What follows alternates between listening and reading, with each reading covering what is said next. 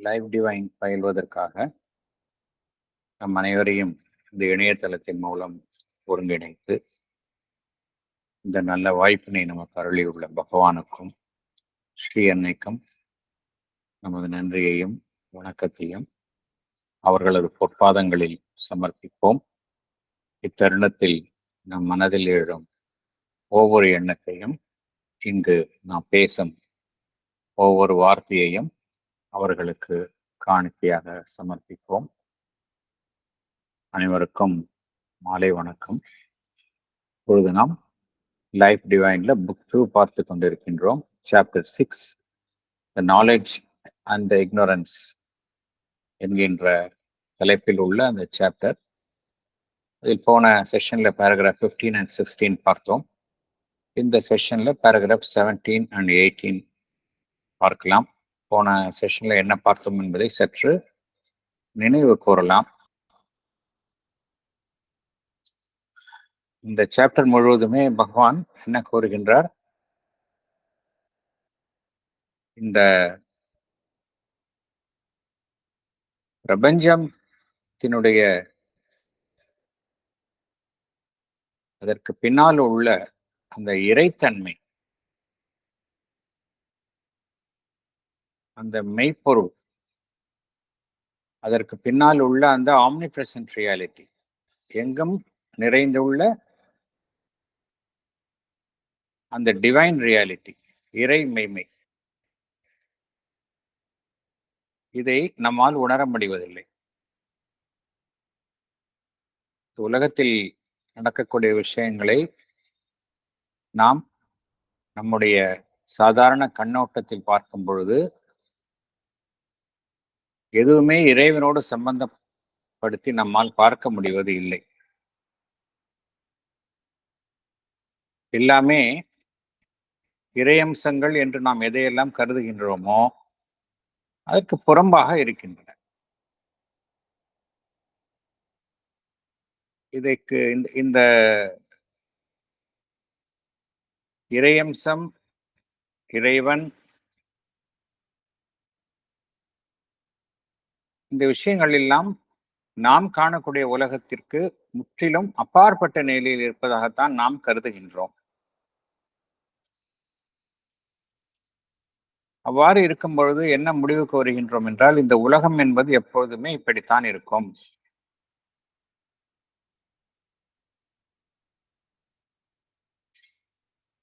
இதை வேறொரு விதமாக எப்படி கையாண்டார்கள் என்றால், இந்த உலகம் என்பது ஒரு பொய்யான தோற்றம், மாயை. நாம் எப்பொழுது அந்த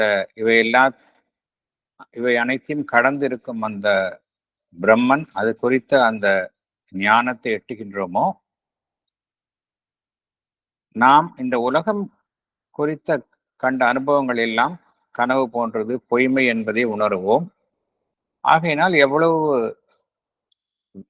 விரைவாக அந்த அதி உண்மையை நாடி இந்த உலகத்தை இருந்து நம்மை விடுவித்துக் கொள்கின்றோமோ, அதுதான் நாம் சந்திக்கும் இந்த உலகத்தில் எதிர்கொள்ளும் பிரச்சனைக்கான தீர்வு என்று ஒரு கருதப்பட்டது. ஆனால் பகவான் இங்க என்ன கூறுகின்றார்? இந்த உலகம் பொருந்தியதாக தோன்றவில்லை என்பது உண்மைதான்.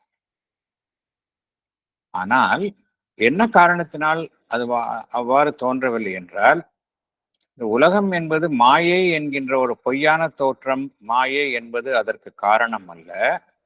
அதற்கு பின்னால் உள்ள காரணம் என்னவென்றால், இந்த உலகம் குறித்த பார்வை என்பது எதனுடன் சம்பந்தப்பட்டிருக்கின்றது என்றால், அறியாமையுடன் சம்பந்தப்பட்டிருக்கின்றது. அறியாமையினால் பீடிக்கப்பட்டிருக்கின்றது. ஆதலால் தான் இந்த உலகத்திற்கு பின்னால் உள்ள அந்த மெய்ப்பொருளை நம்மால் கண்டறிய முடிவது இல்லை. ஆகக்கூடி இங்க நாம் எதிர்கொள்ளும் பிரச்சனை என்ன அப்படின்னா, சவால் என்னவென்றால், எப்படி நாம் இந்த அறியாமையிலிருந்து நாலேஜ் ஞானத்திற்கு உள் செல்வது? அதுதான் இப்ப நம்ம ஒவ்வொரு மனிதனும், எந்த மனிதனெல்லாம் உண்மையிலேயே ஆன்மீக நாட்டத்துடன் இருக்கின்றானோ அந்த மனிதன் எதிர்கொள்ளும் சவால் இதுதான். எவ்வாறு அறியாமையிலிருந்து அந்த ஞானத்திற்கு செல்வது? ஏற்கனவே பகவான் கூறியுள்ள மாதிரி, அறியாமை என்றால் சாஸ்திர ஞானம் குறித்த அறியாமை அல்ல, புத்தக ஞானம் குறித்த அறியாமை அல்ல. அறியாமை என்றால் இந்த பன்மையாக காணப்படும் இந்த உலகத்தில் காணப்படும் அனைத்துமே அந்த ஏகமாக இருக்கும் பரம்பொருளினுடைய வெளிப்பாடு என்பதை அறியாமல் இருக்க, அதுதான் அறியாமை. ஞானம் என்றால், ஞானம் என்னவென்றால் அனைத்துமே அந்த ஏகமாக இருக்கக்கூடிய அந்த பரம்பொருளிலிருந்து வேறு வேறு அல்ல என்பதை என்கின்ற ஞானத்தை அடைவது.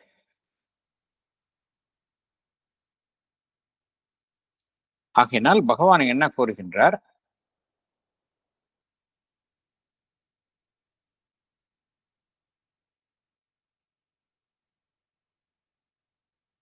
இந்த கருத்தை நாம் ஏற்றுக்கொள்ள முடியாது. மனம் என்பது எப்பொழுதுமே அறியாமைக்கு உட்பட்டுதான் இருக்கும். ஆதியிலிருந்து அந்தம் வரை அது அறியாமை என்கின்ற நிலையில்தான் இருக்கும். நம்முடைய ஆன்மனம் அந்த மாயைக்குள் கட்டுப்பட்டு தான் இருக்கும். இங்கு பிரபஞ்சத்தில் காணப்படும் விஷயங்கள் எல்லாமே அந்த பிரம்மன் மாயை என்கின்ற சக்தியினால் நம்மீது, நம் மனதின் மீது திணிக்கப்பட்ட பொய்யான தோற்றங்கள் என்கின்ற கருத்தை ஏற்றுக்கொள்ள முடியாது.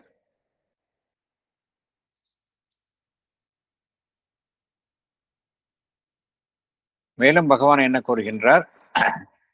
பிரம்மன் என்பது தன்னைத்தானே முற்றிலும் அறிந்த ஒரு அமைப்பு.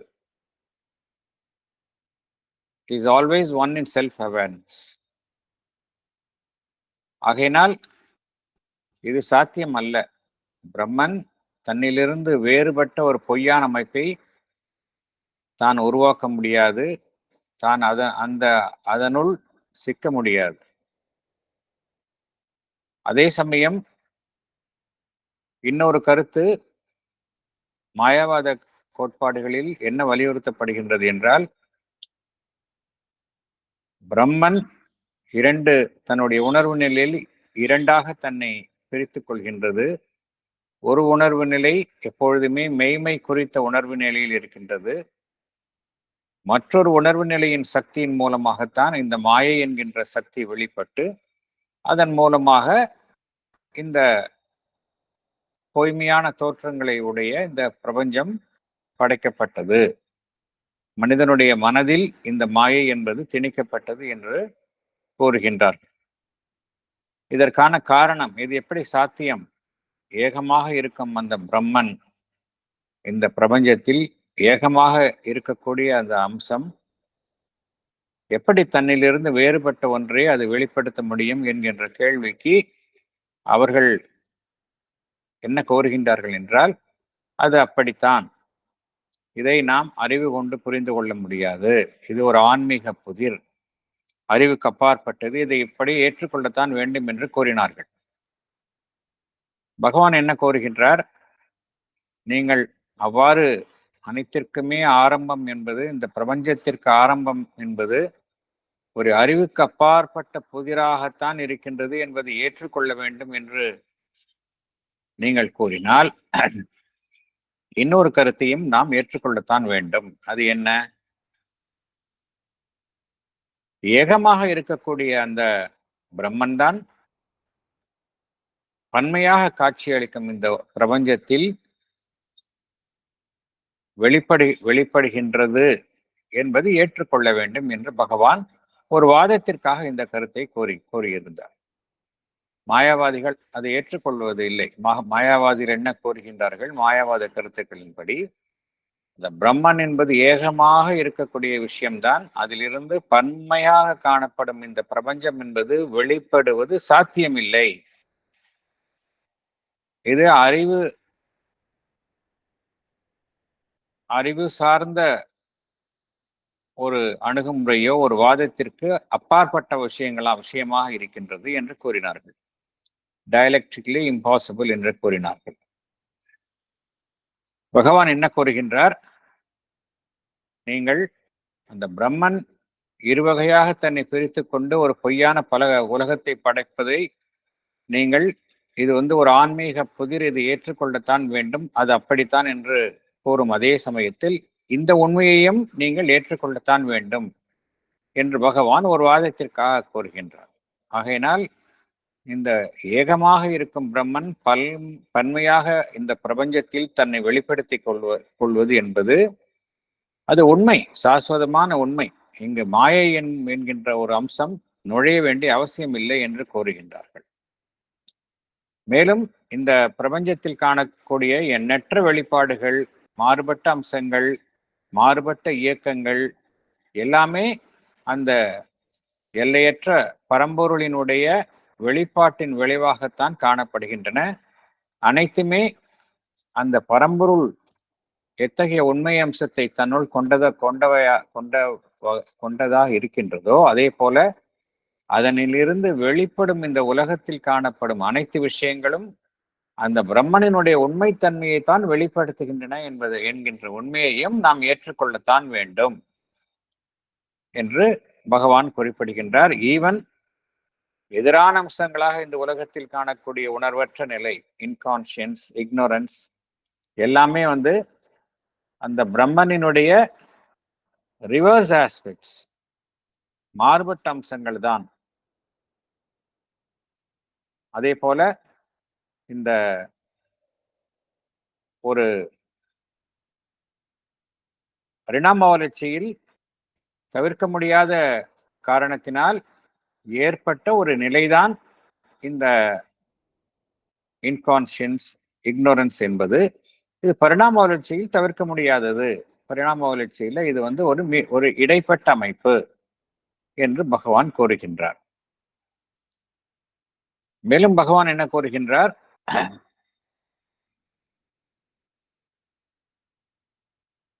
மனம் மாத்திரமே அனைத்திற்கும் மனம்தான் காரணம், மனதின் மூலமாகத்தான் அனைத்தையும் அறிய வேண்டும் என்றால் நம்மால் மனதை கடந்த, மனதிற்கு அப்பாற்பட்ட ஆன்மீக உண்மைகளை கண்டறிய முடியாது என்று பகவான் குறிப்பிடுகின்றார். மனதை கடந்து செல்ல வேண்டும் என்று கூறுகின்றார்.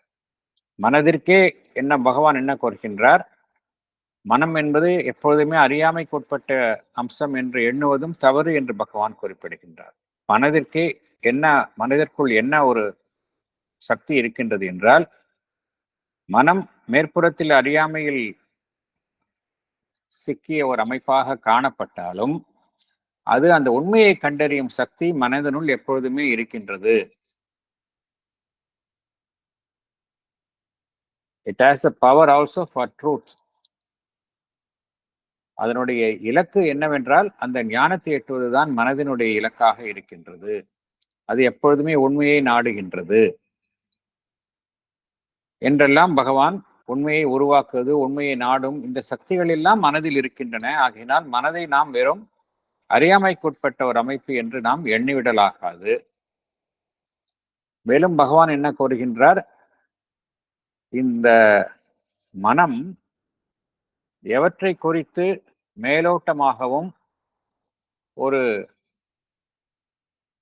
தெளிவற்ற நிலையிலும் எவை குறித்தெல்லாம் தற்பொழுது நமக்கு தெரிவிக்கின்றதோ அவையெல்லாம் உண்மையிலேயே பார்த்தோம் என்றால் அவைகளுக்கு பின்னால் உள்ள ஒரு பேருண்மையினுடைய ஒரு குறைப்பட்ட வெளிப்பாடுகள். எவையெல்லாம் மனம் நமக்கு சுட்டி காட்டுகின்றதோ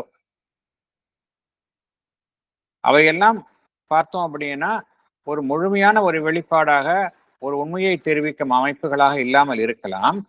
இருந்தாலும் அவைகளுக்கு பின்னால ஒரு கிரேட்டர் ரியாலிட்டி இருக்கின்றது. அது தற்பொழுது முழுமையாக மனதினால் காட்டப்படாமல் இருந்தாலும் கூட அவைகளுக்கு பின்னால ஒரு கிரேட்டர் ரியாலிட்டி இருக்கின்றது. அதை நாம் அறிந்து கொள்ள வேண்டும் அப்படிங்கிறார். மனம் சற்பொழுது சடப்பொருள் குறித்த உண்மைகளை காட்டுகின்றது, வாழ்வு குறித்த உண்மைகளை காட்டுகின்றது. இதெல்லாம் பார்த்தோம் அப்படின்னா, இதெல்லாம் முழுமையாக நமக்கு மனம் இது குறித்த உண்மைகளை நமக்கு காட்டுவதில்லை. இருந்தாலும் இவைகளுக்கு பின்னால வேற ஒரு மெய்மை இருக்கின்றது. அதைத்தான் மனம் என்ன செய்கின்றது, நமக்கு அரைகுறையாக வெளிப்படுத்த முயலுகின்றது அப்படிங்கிறார் பகவான். அதே போல ஆன்மன் குறித்த உண்மைகளையும் மனம் நமக்கு எவ்வாறு தெரிவிக்கின்றது என்றால், ஒரு அரைகுறையாகவும் ஒரு ஆரம்ப நிலையிலும் தான் தெரிவிக்கின்றது. மனம் எப்படி செயல்படுகின்றது என்றால், ஒன்றை உள்வாங்கும் அமைப்பாகவும் ஒன்றை தெரிவிக்கும் அமைப்பாகவும் செயல்படுகின்றது, ஒரு இடைப்பட்ட சாதனமாக செயல்படுகின்றது என்று பகவான் குறிப்பிடுகின்றார். அதே போல நம் மனதை கடந்து, நம்முடைய உணர்வு நிலையில நம் மனதை கடந்து அதே மனதை கடந்த மேல் தளத்தின் மூலத்தை எட்டுவது, அதே போல மனதிற்கு கீழே உள்ள ஆழ்தளங்களை எட்டுவது,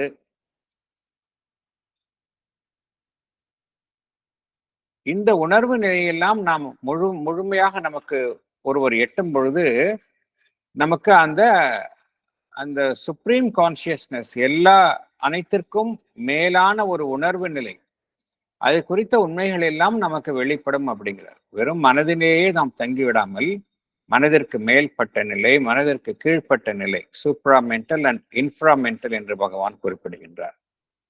இதெல்லாம் பார்க்கும்பொழுது இதெல்லாம் உணர்வு நிலையினுடைய பல்வேறு தளங்கள். வெறும் மனம் என்கின்ற நிலையிலே இல்லாம மனதிற்கு அப்பாற்பட்ட, மனதிற்கு கீழ் உள்ள பல்வேறு உணர்வு தளங்களை நாம் ஆழமாக சென்று அதற்கு பின்னால் உள்ள அதன் மூலமாக உண்மைகளை கண்டறியும் பொழுது எதை கண்டறிகின்றோம் என்றால், எல்லாமே ஒரு சூப்பர் கான்சியன்ஸ், அது குறித்த உண்மைகளை நாம் கண்டறிகின்றோம் என்று பகவான் குறிப்பிடுகின்றார். மனம், அதிமனம், மனதிற்கு கீழே உள்ள அமைப்பு, அதற்கும் கீழே உள்ள இன்கான்சியன்ஸ், இவையெல்லாம் எவ்வாறு அந்த ஒப்புயர்வற்ற நிலையில் இருக்கக்கூடிய அந்த சூப்பர் கான்சியன்ஸ் அதனுடன் சம்பந்தப்பட்டிருக்கின்றன என்கின்ற உண்மையை நாம் அறிகின்றோம் என்று பகவான் குறிப்பிடுகின்றார். ஆகையினால் இங்கே என்ன நம்ம அறிந்து கொள்கின்றோம் என்றால், இந்த அறியாமை என்பது மனதினால் ஏற்படுத்தப்பட்டு உள்ளது. தற்பொழுது இது தற்காலிகமான நிலை. மனதை கடந்து செல்லும் பொழுது நாம் இந்த அறியாமையை கடந்து செல்ல முடியும், நாம் அந்த ஞானத்தை எட்ட முடியும் என்று பகவான் குறிப்பிடுகின்றார். நாம் இப்பொழுது பேராகிராஃப் 17 உள்ள போகலாம்.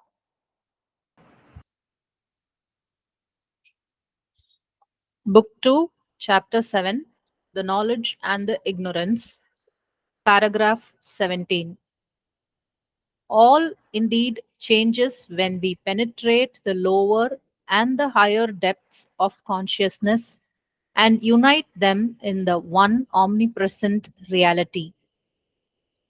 If we take the facts of our and the world's being, we find existence to be one always. A unity governs even its utmost multiplicity. But the multiplicity is also on the face of things undeniable. We have found unity pursuing us everywhere.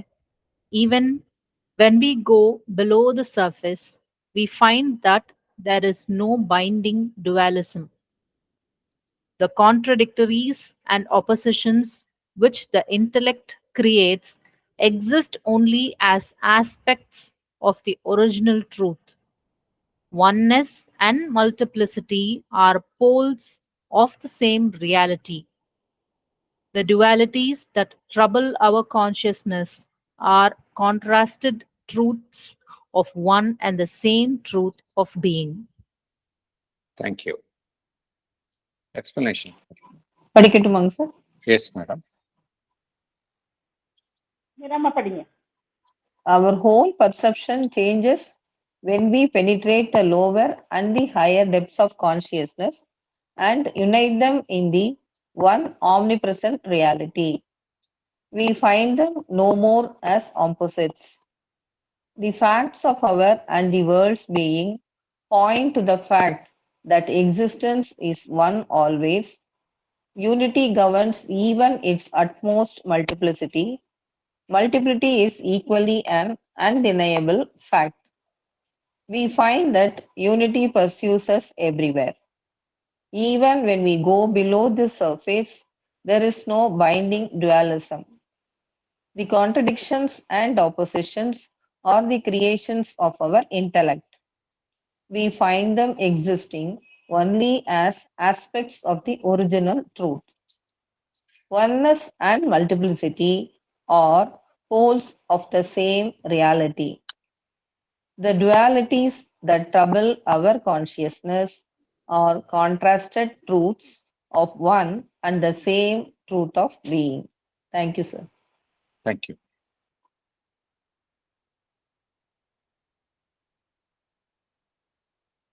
நம்மளுடைய உணர்வு நிலையில பகவான் என்ன கூறியிருந்தார்? Lowest லெவலுக்கும் போனோம், அந்த highest லெவலுக்கு நம்ம வந்து அந்த கான்சியஸ்னஸ்ல நம்ம பெனிட்ரேட், வெறும் மனதில் இல்லாமல் ஒரு உணர்வு நிலையினுடைய ஆழமான பகுதிகளுக்கு சென்றாலும் சரி, உயர்வான பகுதிகளுக்கு சென்றாலும் சரி,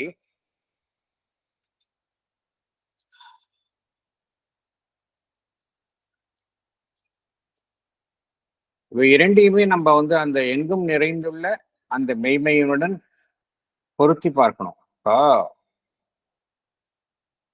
எதிரெதிரான நிலைகளை நாம் பார்த்தாலும் கூட அந்த எதிரெதிரான நிலைகளுக்கு பின்னால் உள்ள எங்கும் நிறைந்துள்ள மெய்மையுடன் பொருத்தி பார்க்கணும்.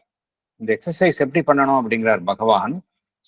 கான்சியஸ்னஸ்ல நம்ம வந்து கீழேயும் போகணும். கீழே இந்த சென்ஸ் செட் நம்மளுடைய அந்த உணர்வு நிலையினோட ஆழமான பகுதிக்கும் நாம் சென்று கண்டறிய வேண்டும். அதற்கு பின்னால் என்ன அதையும் கண்டறிய வேண்டும். அது குறித்த ஒரு விழிப்புணர்வும் வேண்டும். ஹையர் கான்சியஸ்னஸ் அது குறித்த அந்த விழிப்புணர்வும் வேண்டும். இவை இரண்டுமே வந்து எப்படி பார்க்கணும் அப்படின்னா, இவை இரண்டையுமே நாம் அந்த எங்கும் நிறைந்துள்ள மெய்மையினுடன் பொருத்தி பார்க்கணும் அப்படிங்கிறார். தனித்தனியா பார்த்தீங்கன்னா அது வந்து எதிரெதிராகத்தான் இருக்கும். இரண்டு விஷயங்களையும், இது ரெண்டு விஷயத்திற்கும் பொதுவாக உள்ள அடிப்படையாக உள்ள அந்த ஆம்னிபிரசன்ட் ரியாலிட்டி, அதில் பொருத்தி பார்த்தால் நமக்கு என்ன தெரிய வருகின்றது என்றால், எல்லாமே வந்து அந்த ஏகமாக இருக்கின்றது. ஏகமாக இருக்கக்கூடிய அந்த அம்சம் வந்து மறைந்து விடவில்லை எந்த நிலையிலும் என்பதை நாம் அறிகின்றோம். பன்மையாக காணப்படும் இந்த உலகத்தில் கூட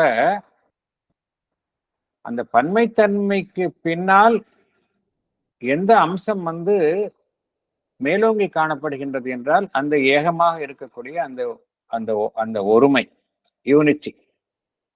unity governs even its utmost multiplicity. Multiplicity என்பது பன்முக தோற்றங்கள் என்பது ஒரு பொய் அல்ல, அதுவும் உண்மைதான். ஆனா அந்த பன்முக தோற்றங்களை பார்க்கும் பொழுதே நமக்கு அந்த ஒருமைத்தன்மையும் நாம் பார்க்கின்றோம். இது நம்ம சாதாரண மனம் என்கின்ற நிலையில இருந்தா பார்க்க முடியாது. மனம் என்கின்ற நிலையில இருந்தால் நம்ம எதிரெதிராகத்தான் பார்ப்போம். அதனாலதான் இவ்வளவு பிரச்சனை வந்தது. நம்மால் புரிந்து கொள்ள முடியவில்லை இந்த உலகத்தை. யாருக்கு வந்து அந்த நாலேஜ் ஆஃப் த பிரம்மன் இருக்கின்றதோ, நாலேஜ் ஆஃப் த பிரம்மன்னா not divorced from the universe. Knowledge of the Brahman as an immanent divine, அனைத்தினுள்ளும் இருக்கக்கூடிய அந்த இறையம்சமாக அந்த அந்த அந்த அது குறித்த ஞானம் யாருக்கு இருக்கின்றதோ அவர்களுக்கு அந்த எதிரெதிராகவே பார்க்க முடியாது. எல்லாமே ஏகமாகத்தான் அவர்களுக்கு தெரிகின்றது. அதே போல நாம் மேற்புறத்திலிருந்து கீழே சென்றாலும் சரி, ஈவன் மெட்டீரியல் லெவல்ல இன்கான்ஷியன்ட் லெவலுக்கு சென்றாலும் சரி, அங்க வந்து டியூவலிசம் காணப்படுவதில்லை. அங்கேயும் வந்து ஏகமாக இருக்கக்கூடிய அமைப்பைத்தான் காண்கின்றோம். அப்படி என்றால் என்ன காரணத்தினால அந்த முரண்பாடுகள் தோன்றுகின்றன, முரண்பாடுகளும் எதிர்ப்புகளும் தோன்றுகின்றன? இந்த உலகத்தில் நாம் காணக்கூடிய விஷயங்களுக்கு இடையில என்ன காரணத்தினால் நாம் முரண்பாடுகளை பார்க்கின்றோம், எதிரெதிரான அம்சங்களை காண்கின்றோம் என்றால், நம்முடைய அந்த புத்தி, இன்டலெக்ட், அது என்ன செய்கின்றது? முரண்பாடுகளைத்தான் பார்க்கின்றது, எதிரான அம்சங்களைத்தான் பார்க்கின்றது. இந்த தான் பார்க்கக்கூடிய எதிரான அம்சங்கள் ஒரே விஷயத்தினுடைய பல்வேறு முகங்கள் என்பதை அது காண உண்மை அறிய மறுக்கின்றது. எல்லாமே different aspects of one original truth. இதைத்தான் பகவான் குறிப்பிடுகின்றார். எதையெல்லாம் எதிரெதிராக பார்க்கின்றோமோ அது நாம் அறிவினால் அறிவு அங்கு வேலை செய்து எதிரெதிராக பார்க்கின்றது. உண்மையிலேயே என்ன எதிரெதிராக பார்க்கக்கூடிய விஷயங்கள்லாம் என்னன்னு பார்த்தோம் அப்படின்னா, they're all aspects of one original truth. இதுதான் உண்மை அப்படிங்கிறார். அப்படி பார்க்கும்பொழுது ஏகமாக இருக்கக்கூடிய அந்த பிரம்மனும் சரி, பன்மையாக இருக்கக்கூடிய இந்த உலகமும் சரி, எல்லாமே they are poles of the same reality. ஒரே அந்த இறை மேன்மையினுடைய இரு முனைகள் தான். they are poles of the same reality.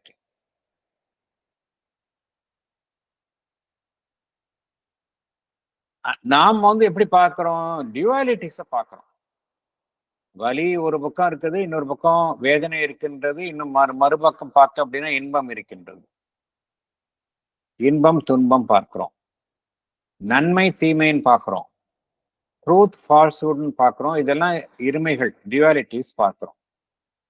Dualities எப்ப மனிதன் பார்க்க ஆரம்பிச்சாலே he becomes troubled, இல்லையா? இப்ப நமக்கு வாழ்வில் மனிதனை எதிர்கொள்ளும் விஷயமே பார்த்தோம் அப்படின்னா டியூவாலிட்டிஸ் தான். ஞானிகள் டியூவாலிட்டிஸை கடந்து இருக்கிறதுனால அவங்க எப்பொழுதுமே அந்த பிளிஸ்ல இருக்கிறாங்க. என்ன காரணத்தினால ஞானிகள்லாம் எப்பொழுதுமே ஆனந்தத்தில் இருக்கின்றார்கள் என்றால், அப்படின்னா அவங்கள இதெல்லாம் பாதிப்பது இல்லையா அப்படின்னா, ஞானிகள் இந்த இரண்டையும் தாண்டி பார்க்கக்கூடிய அந்த டியூவாலிட்டிஸை கடந்து இருக்கக்கூடிய அந்த நிலையை எழுதியவர்கள். அதனால் அவர்கள் அவர்களுடைய உணர்வு நிலையை அதனால் பாதிக்கப்படுவது இல்லை. வேற சாதாரண மனிதனை எடுத்துக்கொண்டால் நம்ம டியூவாலிட்டிஸால் தான் பாதிக்கின்றோம். ஒரு சமயம் நமக்கு ஒரு மகிழ்ச்சியாக இருக்கின்றோம், அது அடுத்த சமயம் துயரமாக இருக்கின்றோம். ஒரு விஷயம் கிடைத்து விட்டது என்றால் மகிழ்வாக இருக்கின்றோம், கிட்டவில்லை என்றால் துக்கப்படுகின்றோம். ஸோ மனிதனுடைய வாழ்வு இந்த இருமைகள், டியூவாலிட்டிஸ், அதனால் வெகுவாக பாதிக்கப்படுகின்றது. வாழ்க்கையினுடைய மகிழ்ச்சியற்ற தன்மைக்கு மனிதனுடைய டியூவாலிட்டிஸ் தான் காரணம். அதனால்தான் இந்த பூரண யோகத்தில் எது வலியுறுத்தப்படுகின்றது என்றால் சமத்தா, யோகிக் சமத்தா, அந்த ஈக்குவாலிட்டி என்பது வலியுறுத்தப்படுகின்றது. எந்த நிலையிலும் நாம் சமநிலையை இழக்காமல் இருத்தல். அப்பொழுதுதான் நம்ம அந்த டியூவாலிட்டிஸ்னால நம்மளால் பாதிக்கப்படாமல் இருக்க முடியும். என்ன காரணத்தினால டியூவாலிட்டிஸ் ஏற்படுகின்றது என்றால், நம்மளுடைய அறிவை சார்ந்து நாம் செயல்படுகின்றோம். பல்வேறு எதிரெதிரான அம்சங்களை உலகத்தில் நாம் காணும் பொழுது அது எல்லாமே ஒரே உண்மையினுடைய பல்வேறு அம்சங்கள் என்பதை நம்மால அறிந்து கொள்ள முடிவதில்லை. சாதாரண மனிதனான நமக்கு இந்த உண்மையை நம்மால கண்டறிய முடிவது இல்லை. ஆனால் உணர்வு நிலையில எதிரெதிரான அம்சங்களையும் உணர்வு நிலையில நம்ம பறந்து விருந்து சென்று அனைத்தையுமே அந்த எங்கும் பரவியுள்ள மெய்மையினுடைய பின்னணியில் பொருத்தி பார்க்கும் பொழுது இந்த டியூவாலிட்டிஸை நம்ம பாதிப்பது இல்லை, கான்ட்ரடிக்ஷன்ஸ் இருக்காது. அப்ப ஒன் அண்ட் மெனி அப்படிங்கிற அந்த ஒன் வேறு, மெனி வேறு, ஏகமாக இருக்கக்கூடிய அந்த பிரம்மன் வேறு, பன்முக தோற்றங்களை உடைய இந்த உலகம் வேறு என்று நினைத்து பார்க்க மாட்டோம். எல்லாமே பிரம்மன் தான் என்று நினைத்து பார்ப்போம். அடுத்தது போகலாம். All multiplicity resolves itself into a manifoldness of the one being, the one consciousness of being, the one delight of being. Thus, in the duality of pleasure and pain, we have seen that pain is a contrary effect of the one delight of existence, resulting from the weakness of the recipient, his inability to assimilate the force that meets him, his incapacity to bear the touch of delight that would otherwise be felt in it. It is a perverse reaction of consciousness to Ananda, not itself a fundamental opposite of Ananda. This is shown by the significant fact that pain can pass into pleasure and pleasure into pain, and both resolve into the original Ananda. Thank you. Let's finish. Sir? Yes, madam. We find the multiplicity resolving itself into a manifoldness of the one being, the one consciousness of being, the one delight of being, that is Satchit Ananda. We see pleasure and pain as dualities. Pain is viewed as a contrary effect of the one delight of existence. It arises from the weakness of the recipient.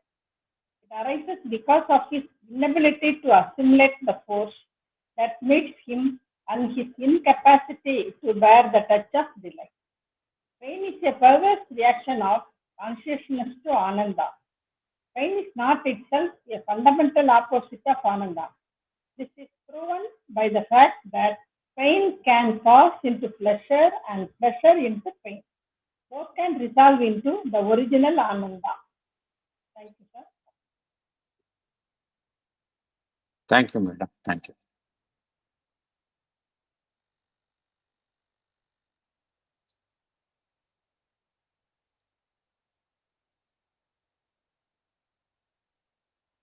வழக்கமாக நமக்கு ஏற்படும் சாதாரண அனுபவம் நன்றாக புரியக்கூடிய அனுபவம் எதுன்னா இந்த பிளஷர் அண்ட் பெயின் தான். இன்பம், வலி, வேதனை, இதற்குள்ள வேறுபாட்டை நம்மால் நன்றாக புரிந்து கொள்ள முடியும்.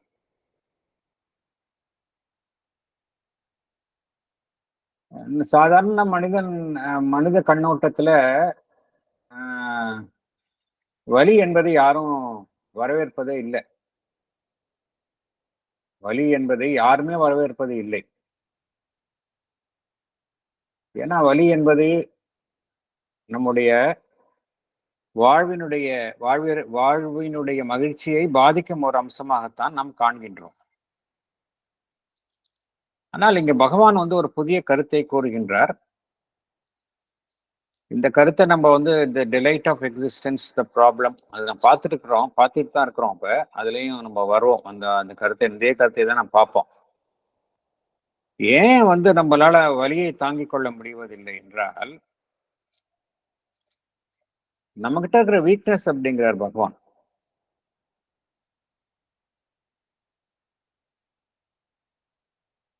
வலி என்பது என்ன காரணத்தினால ஏற்படுகின்றது என்றால், ஏதோ ஒரு ஃபோர்ஸ் நம்மை தாக்குகின்றது. ஒரு சக்தி. அந்த சக்தியை நமக்கு தாங்கிக் கொள்ளும் திறன் இருக்கும் பட்சத்துல அந்த வலி என்பதே தெரியாது. பட் நமக்குள்ள இருக்கக்கூடிய அந்த வீக்னஸ், பலவீனம், அந்த வெளியிலிருந்து வரும் அந்த சக்தியை நம்மால் உள்ளே வாங்கி அதை ஏற்றுக்கொள்ள முடிவது இல்லை. அந்த காரணத்தினால்தான் வலி என்பது ஒவ்வொருவருக்கும் ஏற்படுகின்றது. வலி என்பது எதனால் ஏற்படுகின்றது என்றால், தனக்கு அந்நியமான ஒன்றினுடைய தாக்கத்தை தாங்கிக் கொள்ளும் திறன் இல்லாமல் இருத்தல். அதுதான் அர்த்தம். தனக்கு அந்நியமான ஒன்றின் தாக்கத்தை தாங்கிக் கொள்ளும் திறன் இல்லாமல் இருத்தல். இப்ப முக்கியமான விஷயம் என்னன்னா, இங்க என்ன பார்க்கிறோம் அப்படின்னா,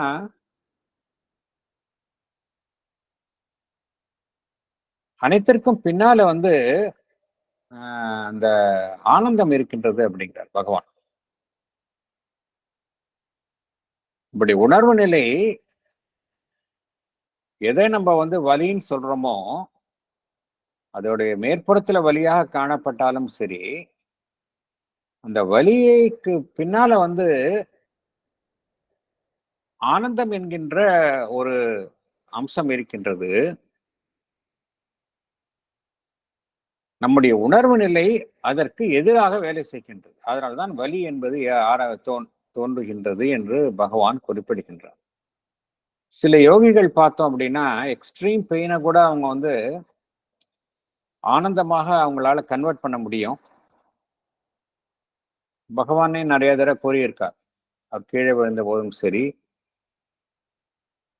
அவருக்கு வந்து அந்த சிறையில வந்து அந்த கட்டெரும்பு கடித்த போதும் சரி, அதை வந்து I can turn that into Ananda என்று பகவான் கூறியுள்ளார். இது வந்து நிறைய யோகிகள் செய்வார்கள். அது யோகிகளுக்கு சாத்தியம், சாதாரண மனிதனுக்கு சாத்தியம் இல்லை. ஆனா என்ன உண்மை என்றால் அது வந்து ஒரு சாத்தியம், அவ்வளவுதான். நம்ம எல்லாத்திற்கும் பின்னால் இருக்கக்கூடிய ஆனந்தத்தை பார்க்க முடியும். இதுக்கு அடிப்படை பிரின்சிபிள் என்ன அப்படின்னா,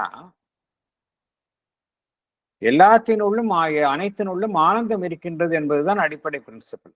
எப்படி எல்லாத்திற்கும் உள்ள ஒரு ஃபோர்ஸ் இருக்கின்றதோ, சச்சிதானந்தாவினுடைய ஃபோர்ஸ் எல்லாத்துக்கும் உள்ள இருக்குது, கான்சியஸ்னஸ் ஃபோர்ஸ், கான்சியஸ்னஸ் எல்லாத்துக்கும் உள்ள இருக்கின்றதோ,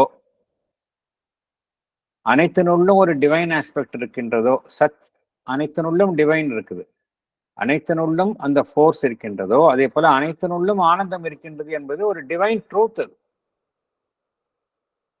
it is a divine truth. இதை நம்ம சாதாரண நிலையில உணர முடிவது இல்லை. ஆகையினால இன்பத்திற்கும் பின்னாலேயும் ஆனந்தத்தை பார்க்க முடியும் அப்படிங்கிறாரு. வலிக்கு பின்னாலேயும் ஆனந்தத்தை நம்மளால உணர முடியும் அப்படிங்கிறார்.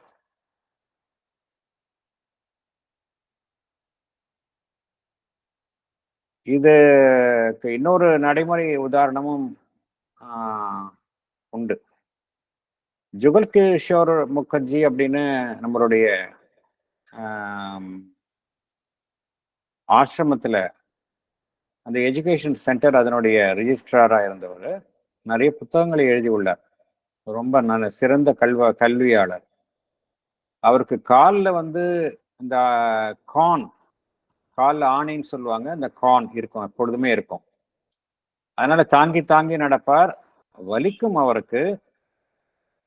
அவரிடம் கேட்டார்கள் ஒரு முறை, ஏன் நீங்க அந்த கானை வந்து சர்ஜரி பண்ணி எடுத்துடக்கூடாது அப்படின்னு கேட்டாங்க. அதுக்கு அவர் என்ன கூறினார், நான் ஒவ்வொரு தடவை வலிக்கும் பொழுதும் I am calling the mother அப்படின்னார். ஒன்ஸ் எனக்கு சர்ஜரி பண்ணி எடுத்துட்டாங்க அப்படின்னா திருப்பி நான் எப்படி மதரை கூப்பிட முடியும் அப்படின்னார். அதனால அதை வலியுடன் தான் இருந்தார். அதை வந்து ஆனந்தமாக அவர் மாற்றிக்கொண்டார். இது வந்து சாத்தியம். இதைத்தான் பகவான் கோருகின்றார். நம்ம வந்து அதாவது என்ன அர்த்தம் அப்படின்னா, இன்பம் துன்பம், இன்பம் வேதனை வலி இதெல்லாம் நம்ம எதிரெதிராக பார்க்காம இந்த ஆனந்தத்தினுடைய அம்சம் இரண்டுமே அம்சங்கள் என்று அந்த உண்மையை அறிந்து கொண்டால் நம்மால வந்து இந்த இரண்டு நாள் ஏற்படும் பாதிப்புக்கும் நாம் உள்ளாக மாட்டோம் அப்படிங்கிறது தான் பகவான் கோருகின்றார். என்ன கருத்தை கோருகின்றார் என்றால், மேற்புறத்துல இன்பம் துன்பம் என்கிற ஒரு டியூவாலிட்டிஸ் இருமைகளாக காண்கின்றோம். அந்த இருமைகளுக்கு பின்னால எது உண்மையான அம்சம் என்றால் ஆனந்தம். இந்த இரண்டையும் தாண்டி உள்ள அந்த ஆனந்தம் என்கின்ற அம்சத்தை நாம் அறிந்து கொள்ள முடியுமானால் வலி வேதனை இன்பம் துன்பம் ஆகிய டியூவாலிட்டிஸ் இதை கடந்து நம்மால் இருக்க முடியும். இதனால் பாதிப்புக்கு உள்ளாமல் இருக்க முடியும் என்று பகவான் குறிப்பிடுகின்றார். நிறைய யோகிகள் ஞானிகள் அவங்கெல்லாம் இந்த நிலையில தான் இருந்தார்கள். ராமகிருஷ்ண பரமஹம்சருக்கு பார்த்தோம் அப்படின்னா த்ரோட்ல கேன்சர் வந்தது. அதே போல ரமண மகரிஷிக்கு வந்து கையில கேன்சர் கட்டி இருந்துன்னு சொல்லுவாங்க. அவர் அனேஸ்தீஷியா இல்லாமையே அவர் சர்ஜரி பண்ணிட்டாருன்னு சொல்லுவாங்க. இதெல்லாம் சாத்தியம். அதைத்தான் பகவான் கோருகின்றார்.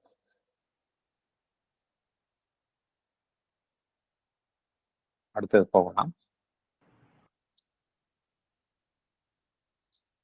So too, every form of weakness is really a particular working of the divine working of the one divine will force or the one cosmic energy.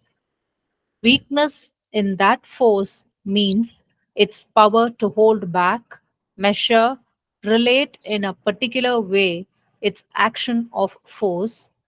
Incapacity or weakness is the self's withholding of its force completeness or an insufficient reaction of force, not its fundamental opposite. If this is so, then also it may be and should be in the nature of things that what we call ignorance is not really anything else than a power of the one divine knowledge, will, or Maya.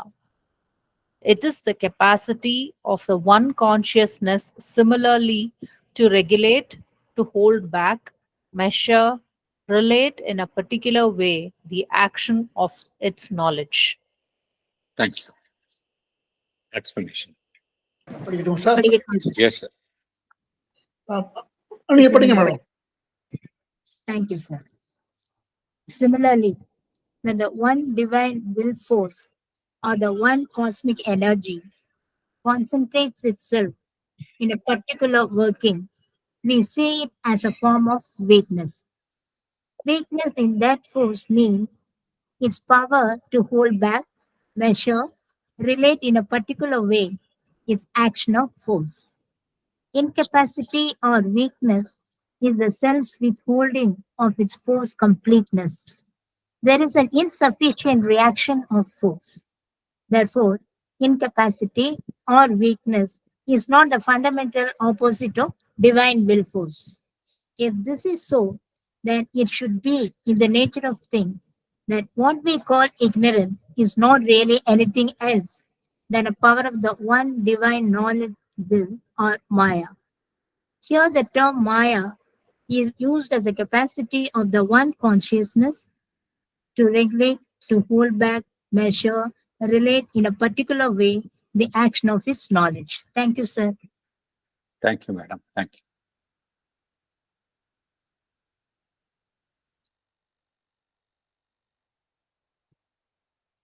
ஒரு கண்ணாடி டம்ளரை நம்ம எப்படி கையாளுகின்றோம்? கண்ணாடி டம்ளரை வந்து தரையில வைக்கிறோம். ஒரு ரொம்ப மெல்லிய அழகான ஒரு வேலைப்பாடு உள்ள ஒரு கண்ணாடி டம்ளர். அதை வந்து நம்ம தரையில வைக்கிறோம். எப்படி வைக்கிறோம்? ரொம்ப மெதுவா நம்ம வைக்கிறோம். அப்ப என்ன செய்யறோம்? நம்முடைய பலம் முழுவதுமே அங்க காட்டுவது இல்லை. பலத்தை வந்து குறைத்து கொண்டு அந்த கண்ணாடி கீழே வைக்கும்போது அந்த டம்ளருக்கு எந்த விதமான ஒரு பாதிப்பும் வராமல் மென்மையாக நாம் அந்த கீழே வைக்கின்றோம். அதே போல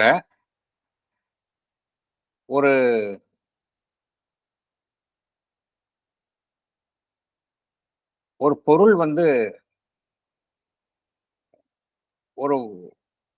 ஒரு இடத்துல இருந்து இன்னொரு இடத்துக்கு எடுக்கணும். ஒரு இடத்துல ஃபிக்ஸ் ஆயிருக்கு, ரொம்ப வலிமையா அது ஃபிக்ஸ் ஆயிருக்கு. ஒரு பொருள், கடினமான ஒரு பொருள் போது அங்க நம்ம பலம் முழுவதையும் உபயோகித்து நன்றாக இழுக்கின்றோம். ஸோ ஒரு இடத்துல நம்ம என்ன பண்றோம்? நம்முடைய பலத்தை வந்து ரொம்ப குறைந்த அளவுல உபயோகித்து ஒரு செயலை செய்கின்றோம். மறு இடத்துல பலம் முழுவதும் பிரயோகித்து அந்த ஒரு செயலை செய்கின்றோம். அப்படின்னா முதல்ல செஞ்ச அந்த ஒரு செயல் வந்து வீக்னஸ்ன்னு சொல்ல முடியாது இல்லையா? நம்ம வந்து ஒரு காரியத்தை வந்து கவனமாக அந்த பொருள் வந்து உடைந்து விடாமல் இருப்பதற்காக எவ்வளவு குறைந்த சக்தியை பிரயோகித்து அந்த செயலை செய்ய முடியுமோ அது மாதிரி செய்யறோம். இன்னொரு சமயத்துல சக்தி முழுவதும் பிரயோகித்து அந்த செயலை செய்கிறோம். முதல்ல செஞ்ச செயல் வந்து ஒரு வீக்னஸ்ன்னு சொல்ல முடியாது. அது வந்து ஒரு கண்ட்ரோல் பண்ணிக்கிறோம். நம்மள கண்ட்ரோல்டு ஆக்ஷன் தான் அது. It is not a weakness. அதே போல வலிமையானவர்கள் அமைதியானவர்கள் என்ற அன்னை கூறுகின்றார்கள். வலிமையானவர்கள் அனைவருமே அமைதியானவர்கள் என்று அன்னை கூறுகின்றார்கள்.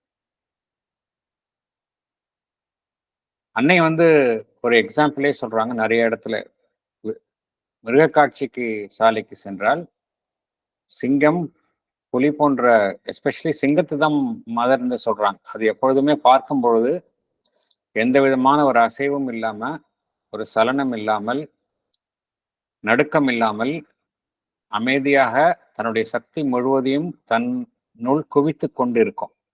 மனிதன் தான் பரபரப்பா இருப்பான் அப்படின்னா சிங்கம் வீக்குன்னு சொல்ல முடியாது. அதே போலதான் பகவான் இங்க என்ன கோருகின்றார், இங்க பிரபஞ்சத்தில் நடக்கிறது விஷயம் எல்லாமே பார்த்தோம் அப்படின்னா அந்த சச்சிதானந்தாவினுடைய சித் சக்தி, வில் ஃபோர்ஸ், காஸ்மிக் பிரபஞ்ச சக்தி தான் செயல்படுது. அது என்ன செயல்படுது, அதோடைய டிவைன் செயல்பாட்டுல என்ன ஒரு அற்புதம் அப்படின்னா, அது எல்லாம் நேரத்திலையும் ஒரே மாதிரி செயல்படுவது இல்லை. சில இடத்துல ரொம்ப வெறும் வல்லமையுடன் செயல்படுகின்றது. சில இடத்துல நம்முடைய சக்தியை குறைத்து கொண்டு அந்த எந்த செயலுக்கு அந்த சக்தியுடைய எந்த அளவுக்கு பிரயோகம் தேவையோ அதை மாத்திரம்தான் உபயோகித்து செயல்படுகின்றது. இது பிரபஞ்ச சக்தி அப்பதான் செயல்படுகின்றது. அவ்வாறு ஒரு இடத்துல செயல்படும் பொழுது தன்னுடைய செயல்பாட்டினுடைய அளவை குறைத்து கொண்டு செயல்படுவதுதான் அதை நம்ம எப்படி நாம் காண்கின்றோம், வீக்னஸ்ன்னு நம்ம எண்ணுகின்றோம். அது இல்லை அப்படிங்கிறார். வீக்னஸ் அப்படிங்கிறது நம்ம வீக்னஸ் பார்க்கிறோம், நினைத்து கொண்டிருக்கின்றோமோ, ஒரு சக்தியினுடைய சக்தி பலவீனமாக செயல்படுகின்றது என்று நினைத்து கொண்டிருக்கின்றோமோ, அது அவ்வாறு இல்லை அப்படிங்கிறார். அது என்ன செய்கின்றது, தன்னுடைய சக்தி எந்த அளவிற்கு தேவைப்படுகின்றதோ அதை மாத்திரம் உபயோகித்துக் கொண்டு எஞ்சிய சக்தியை அது பின்னால் வைத்துக் கொள்கின்றது. அதை முன்னிலைப்படுத்தி செயல்படுவது இல்லை அப்படிங்கிறார் பகவான். இப்படிதான் அந்த பிரபஞ்ச சக்தி செயல்படுகின்றது அப்படிங்கிறார்.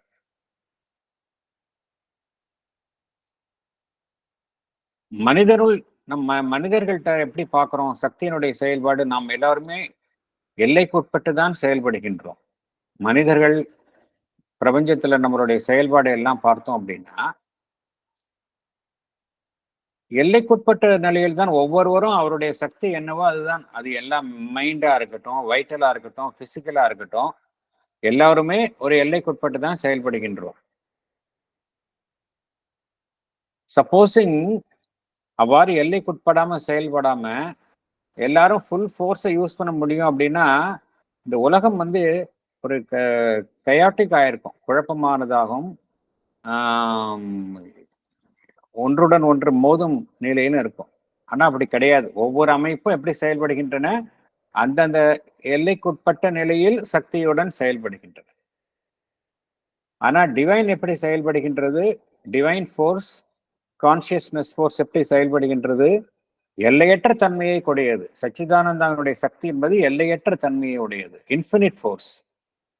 ஆனா இங்க காணப்படும் அமைப்புகள் எல்லாம் எப்படி இருக்கின்றன, ஃபைனைட்டா இருக்கின்றன, எல்லைக்குட்பட்ட நிலையில் செயல்படுகின்றன. அப்படின்னா இந்த எல்லைக்குட்பட்ட நிலையில் செயல்படும் அமைப்புகள் எல்லாமே வீக்னஸ்ல இருக்கு, அந்த இறை சக்தியினுடைய அம்சத்திற்கு புறம்பாக இருக்கின்றது என்று எண்ணலாமா? நம்ம அது மாதிரி எண்ண முடியாது. இறை சக்தி என்ன செய்கின்றது, இங்க தனிப்பட்ட அமைப்புகளின் மூலம் தான் செயல்படும் பொழுது தன் சக்தியை குறைத்து கொண்டு செயல்படுகின்றது. ஆகையினால இந்த உலகத்தில் காணப்படும் 2 விஷயங்களை சொல்றார் பகவான். இன்கெப்பாசிட்டி எல்லாருக்கும் இருக்குது. நாம் எல்லோருமே சில சமயம் ஓரளவுக்கு மேதான் ஒரு சக்தியை ஓரளவுக்கு தான் நம்மால உடல், மனம், பிராணமயம் எல்லாமே ஓரளவுக்கு தான் நம்ம செயல்படுகின்றோம். அதுக்கு மேல நம்ம we feel it is beyond my capacity அப்படின்னு சொல்றோம். பியாண்ட் மை கெப்பாசிட்டின்னு சொல்றது it is not an undivine quality அப்படிங்கிறார். இறை சக்தியினோடுக்கு எதிரான அமைப்பு கிடையாது, இறை சக்தி தான் ஒவ்வொரு அமைப்பின் மூலமாகவும் செயல்படுகின்றது. அது என்ன செய்கின்றது? தன்னை குறைத்துக் கொள்கின்றது அப்படிங்கிற.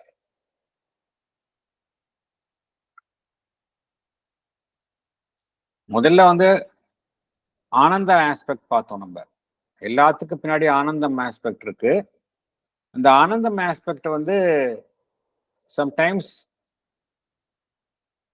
நம்முடைய உணர்வு நிலை அதற்கு எதிராக செயல்படும் பொழுது அது வலி என்பதாக உணர்கின்றோம். உண்மையான ஆனந்தத்தை உணர மறுக்கின்றோம் அப்படிங்கிற விஷயத்தை பார்த்தோம்.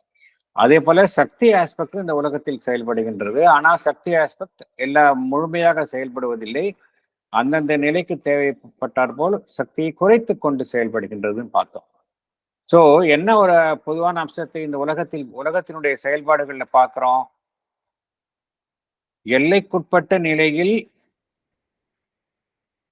அந்த தெய்வாம்சம் தன்னை குறைத்து கொண்டு வெளிப்படுத்துதல். எல்லைக்குட்பட்ட நிலையில் அந்த தெய்வாம்சம், அது ஆனந்தமாக இருக்கட்டும், சக்தியாக இருக்கட்டும், அடுத்தது நாம் பார்க்க போற நாலேஜாக இருக்கட்டும், அது எல்லைக்குட்பட்ட நிலையில் தன்னை வெளிப்படுத்துகின்றது என்கின்ற அம்சத்தை பார்க்கிறோம்.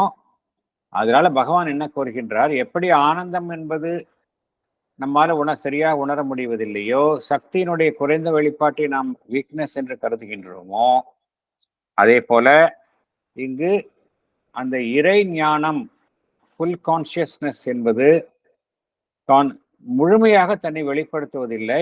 அதுவும் எப்படி வெளிப்படுத்திக் கொள்கின்றது? இந்த உலகத்தில் அரைகுறையாக வெளிப்படுத்திக் கொள்கின்றது அப்படிங்கிறார். அப்படின்னா நாம் ஏற்கனவே பார்த்தோம், எல்லா காரணத்திற்கும் நம்ம அறியாமையில் இருக்கின்றோம் அப்படிங்கிறத பார்த்தோம். இக்னோரன்ஸ் அதுதான் அப்படிங்கிறது பார்த்தோம். இந்த இக்னோரன்ஸ் அப்படிங்கிறது அந்த நாலேஜ் என்று நினைக்கக்கூடிய அந்த நிலைக்கு எதிரான அம்சம் கிடையாது. எப்படி சக்தி குறைவாக தன்னை வெளிப்படுத்திக் கொள்கின்றதோ, அதே போல அந்த நாலேஜ் என்பதும் தன்னை அரைகுறையாக தன்னை வெளிப்படுத்திக் கொள்ளும் நிலைதான் இக்னோரன்ஸ் அப்படிங்கிறார். மாயை கிடையாது அப்படிங்கிறார். இக்னோரன்ஸ் என்பது இங்கு நாம் இருக்கக்கூடிய நிலை. இக்னோரண்டா இருக்கிறோம் அப்படின்னு சொல்றோம். இக்னோரன்ஸ்னா we do not know the state, we are not in the state of oneness. அந்த நிலை என்பது என்ன காரணத்தினால் ஏற்படுகின்றது என்றால், டிவைன் நாலேஜ் எப்படி இங்கு செயல்படுகின்றது என்றால், அது தன்னை முழுமையாக வெளிப்படுத்தி கொள்ளாத நிலையில் இருப்பதுதான் இக்னோரன்ஸ் அப்படிங்கிறார். Ignorance is not the opposite of knowledge. அவித்யா என்பது வித்யாவுக்கு எதிரான நிலை கிடையாது. இந்த வித்யாவை அடையக்கூடிய ஒரு தன்னை வெளிப்படுத்தும் நிலைதான் அவித்யா என்பது பகவான் குறிப்பிடுகின்றார். நாலேஜ் அப்படிங்கிறது தன்னை இக்னோரன்ஸ் என்கின்ற அமைப்பின் மூலமாக இந்த உலகத்தில் வெளிப்படுத்திக் கொள்கின்றது. ஆகையினால்தான் பகவான் என்ன கூறுகின்றார்? இந்த இக்னோரன்ஸ் என்பது எதிரான நிலை கிடையாது அப்படிங்கிறார். பகவான் வேறொரு வார்த்தையை உபயோகிக்கின்றார் இங்க. What we call ignorance is not really anything else than a power of the one divine knowledge will. One divine knowledge will or Maya. What we call ignorance is not really anything else than a power of the one divine knowledge will or Maya. It is the capacity of the one consciousness similarly to regulate, to hold back, measure, relate in a particular way the action of the knowledge. மாயை அப்படிங்கிற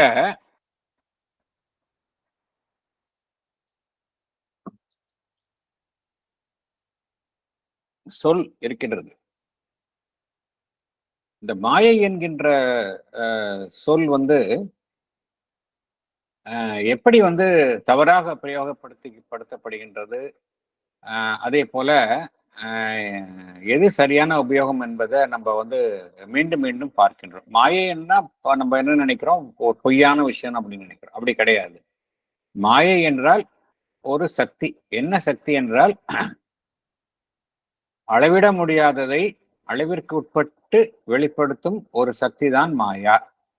அளவிட முடியாததை அளவிற்கு உட்பட்ட நிலையில் வெளிப்படுத்தும் ஒரு சக்தி. வரையறைக்கு உட்படாததை வரையறைக்கு உட்பட்டு வெளிப்படுத்தும் ஒரு சக்தி தான் மாயா. இதுதான் அர்த்தம். அதுக்கு அந்த அர்த்தத்தில் தான் இங்க பகவான் மாயா என்கின்ற இதை உபயோகிக்கிறார். இந்த நாலேஜ் என்ன செய்கின்றது? தன்னை ஒரு அளவிற்கு உட்பட்ட நிலையில் தன்னை இங்க வெளிப்படுத்திக் கொள்கின்றது. இந்த உலக செயல்பாடுகள்ல ஒரு அளவிற்கு உட்பட்ட நிலையில் தன்னை வெளிப்படுத்திக் கொள்கின்றது. அதைத்தான் மாயா என்று பகவான் குறிப்பிடுகின்றார். மாயா என்றால் பகவான் அந்த மாயாவாதிகள் கூறும் அர்த்தத்துல இங்க சொல்லல. What we call ignorance is not really anything else than a power of the one divine knowledge, will, or Maya. It is the capacity of the one consciousness similarly to regulate, to hold back, measure. 3 விஷயம் சொல்றாரு பாருங்க. Regulate பண்ணும் அப்படிங்கிறார். இப்போ regulate பண்ணலை அப்படின்னா எல்லாமே chaotic ஆகிடும். Hold back, measure, relate in a particular way the action of its knowledge. அப்படிதான் இந்த உலகத்துல எல்லாமே செயல்படுகின்றது. இதை நம்ம தெரியாம என்ன சொல்றோம்? அறியாமை அப்படின்னு சொல்றோம், மாயைன்னு சொல்றோம். அப்படி கிடையாது அப்படிங்கிறார். அது டிவைன் ஆக்ஷன் ஒரு காரணத்திற்காக தான் விருப்பப்பட்டு தன்னுடைய சங்கல்பத்தின்படிதான் அவ்வாறு நடக்கின்றது அப்படிங்கிறார்.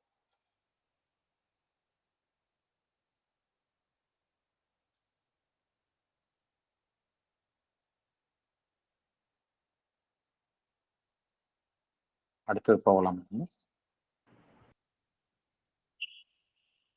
Knowledge and ignorance will then be not two irreconcilable principles, one creative of world existence, the other intolerant and destructive of it, but two coexistent powers, both present in the universe itself, diversely operating in the conduct of its processes, but one in their essence and able to pass by a natural transmutation into each other.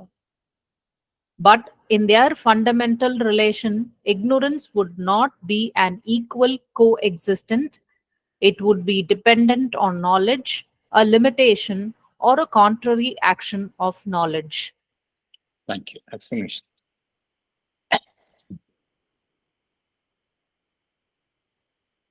படிக்கணுமா sir? Yes, sir. Therefore, knowledge and ignorance will not be then two irreconcilable principles. We cannot see the one creative of world existence, the other intolerant or destructive of it. But they must be seen as two coexistent powers, both present in the universe itself, diversely operating in the conduct of its processes. But they are one in their essence. They are able to pass by a natural transmutation, that is, changing into each other. But in their fundamental relation, ignorance would not be an equal coexistent. It would be dependent on knowledge, like light and shadow. Ignorance is a limitation or a contrary action of knowledge. Thank you.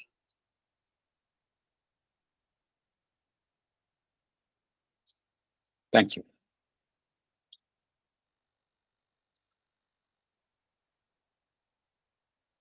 இங்க ஒரு முக்கியமான ஒரு கருத்தை பகவான் கூறுகின்றார்.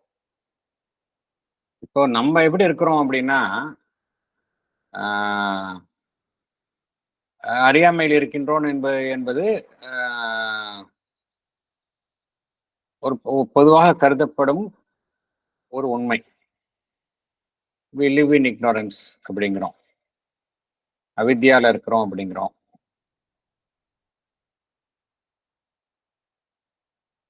Knowledge, வித்யா அப்படிங்கிறது இதற்கு புறம்பான நிலை என்று கருதுகின்றோம்.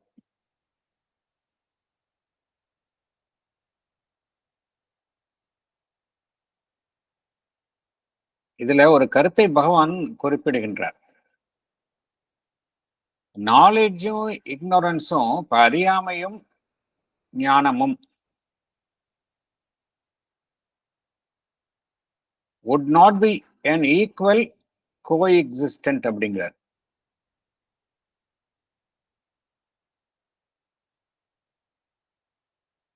என்ன அர்த்தம் அப்படின்னா, இரண்டுமே ஒரு சேர ஒரு சேர இருக்க முடியாது அப்படிங்கிறார்.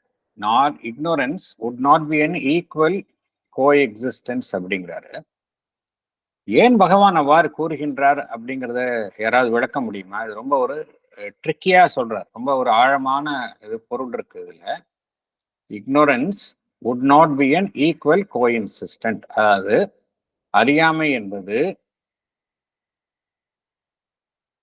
அந்த ஞானம் என்பதுடன் இருக்கக்கூடிய ஒரு சரிசமமான இருப்பு கிடையாது அப்படிங்கிறார். இது யாராவது சொல்ல முடியுமா? கரெக்டா விளக்க முடியுமா? அதை எப்படி என்ன காரணத்தினால பகவான் அவ்வாறு கூறுகின்றார் என்றால், ரொம்ப அற்புதமான ஒரு உண்மையை கூறுகின்றார்.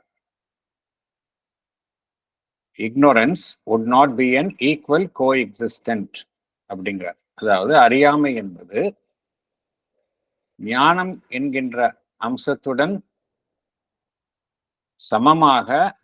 சமமான ஒரு இருப்பாக இருக்க முடியாது அப்படிங்கிறார்.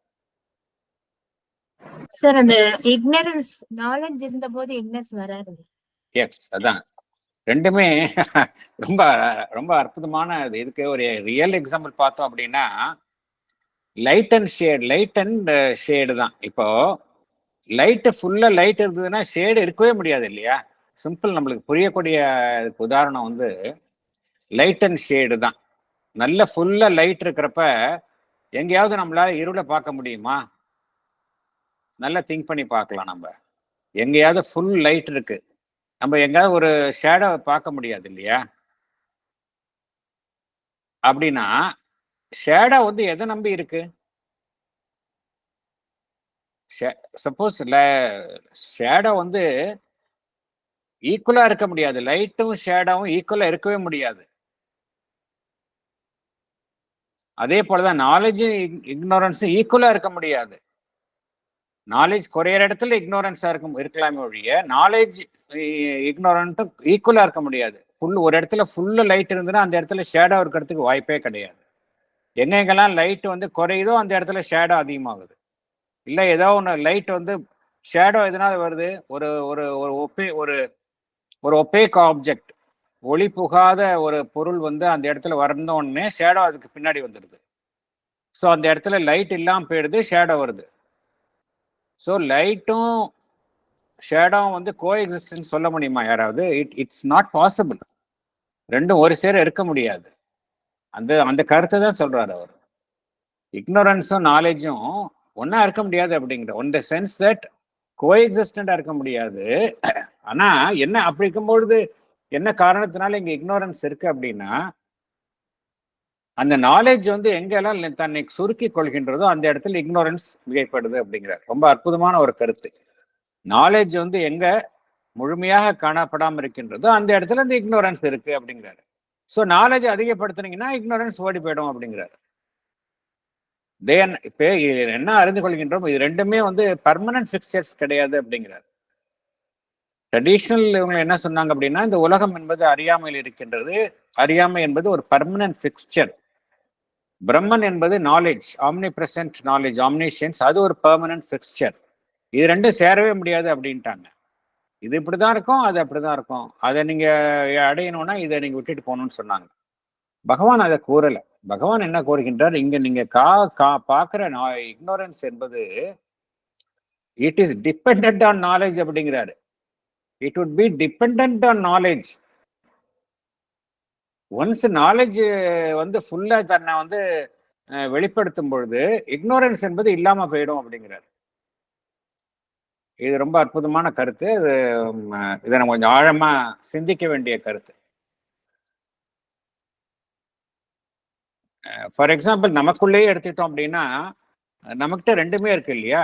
லிமிட்டேவ் நாலேஜ் இருக்கு, ஒரு சமயம் நமக்கு அறியாமையும் இருக்கு. இப்படிதான் எல்லா மனிதர்களும் ஒரு கலவையாகத்தான் இருக்கின்றோம். இந்த கலவையை வந்து நம்ம எப்படி நம்ம வந்து போக்கணும் அப்படின்னா, we have to increase the knowledge. அது ஒண்ணுதான். That is the only way we can get rid of the ignorance. அந்த கருத்தை தான் பகவான் சொல்கின்றார் அவர்.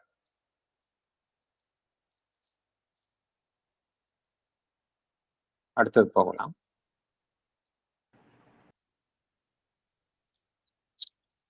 Paragraph 18. To know, we have always to dissolve the rigid constructions of the ignorant and self-willed intellect and look freely and flexibly at the facts of existence. Its fundamental fact is consciousness, which is power, and we actually see that this power has three ways of operating. First, we find that there is a consciousness behind all, embracing all, within all, which is eternally, universally, absolutely aware of itself, whether in unity or multiplicity, or in both simultaneously, or beyond both in its sheer absolute. This is the plenitude of the supreme divine self knowledge. It is also the plenitude of the divine all knowledge. Thank you. Explanation. படிக்கவாங்க sir. Yes, madam. To know the truth behind the appearances, we must dissolve the rigid constructions of the ignorant and self-willed intellect. We must look at the facts of existence freely and flexibly. The fundamental fact of existence is consciousness, which is power. We see that this power has three ways of operating. First, there is a consciousness behind all, embracing all, within all. This consciousness is eternally, universally, absolutely aware of itself, whether in unity or multiplicity. There is completeness of the supreme divine self-knowledge and the divine all knowledge. Thank you, sir. Thank you.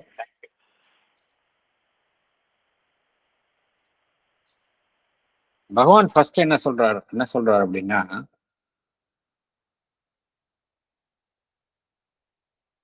இந்த ஏற்கனவே பார்த்தோம், நம்மால வந்து இன்டெலெக்டை வைத்து கொண்டு ஆன்மீக உண்மைகளை நாம் கண்டறிய முடியாது அப்படிங்கிறத மீண்டும் மீண்டும் பார்க்கின்றோம். இன்டெலெக்ட் வந்து ஒரு இன்அடிக்குவேட் டூல் தான். அது அறிவை வைத்துக்கொண்டு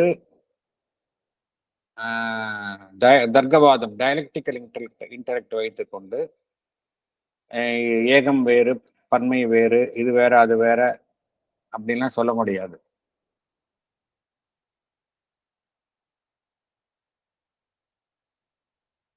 இந்த இன்டெலெக்ட் என்ன செய்கின்றது, தனக்கென்றே சில கெட்டியான விதிகளை அமைத்துக் கொள்கின்றது. அதை தாண்டி அது பார்க்காது. குதிரைக்கு கடிவாளம் போட்ட மாதிரி அது போட்டுக்கிட்டு அதுல என்னென்ன எல்லாம் வருதோ அதுதான் ஏற்றுக்கொள்ளும். அதுக்கு புறம்பான விஷயங்களை அது மறுக்கும். ஆனா அவ்வாறு இல்லாமல் எப்படி என்ன பண்ணணும் அப்படிங்கிறாரு, இந்த எக்ஸிஸ்டன்ஸ் நாம் பார்க்க, இந்த உலகத்தில் பார்க்கக்கூடிய விஷயங்கள் அனைத்திற்கும் பின்னால் உள்ள உண்மையை வந்து எந்த விதமான ஒரு கட்டுப்பாட்டிற்கும் நம்மை உட்படுத்தாமல் பார்க்கணும் அப்படிங்கிறார். அனைத்திற்கும் பின்னால் உள்ள உண்மை அப்படிங்கிறார். அனைத்திற்கும் பின்னால் உள்ள உண்மை என்ன அப்படின்னா, நமக்கு தெரியும். நம்ம பகவான் ஸ்ரீ அரவிந்தர் அன்னையிடம் வந்த பிறகு மீண்டும் மீண்டும் நாம் கேட்டுக்கொண்டிருக்கும் வார்த்தை, தினம் அந்த வார்த்தையை நம்மளால கேட்காம ஒரு நாள் கூட செல்ல முடியாது. கான்சியஸ்னஸ் தான் வந்து பகவான் என்னுடைய எழுத்துக்களிலும் சரி, அன்னையினுடைய இதிலும் சரி, கான்சியஸ்னஸ் என்பதுங்கிற வார்த்தையை நான் பார்க்கிறோம். பி கான்சியஸ் என்பதுதான் அன்னையினுடைய தாரக மந்திரத்தில் ஒன்று. Be conscious, step back, find your psychic being என்பது அன்னை கூறிய 3 தாரக மந்திரங்கள். அதுல ஒன்று பி கான்சியஸ் அப்படிங்கிறது தான். இந்த பி கான்சியஸ் அப்படிங்கிற குறித்த இன்ட்ரெஸ்டிங் நிகழ்வுகளை நான் சமீபத்தில் கேள்விப்பட்டேன். வேற ஒரு சமயத்தில் கூட இந்த பிளே கிரவுண்டில் வந்து அன்னையினுடைய விசிட்டர்ஸ் ரூம் இருக்கும். பிளே கிரவுண்டில் அவங்க வந்து மார்ச் பாஸ் பார்த்துட்டு ஒரு இடத்துல உட்காருவாங்க. அந்த இடத்துல தான் அன்னையை வந்து பார்க்க செல்வார்கள் அனைவரும். அதற்கு பார்க்க செல்வதற்கு முன்னாடி அந்த இடம் வந்து கொஞ்சம் ஒரு ரெய்ஸ்டா இருக்குமா.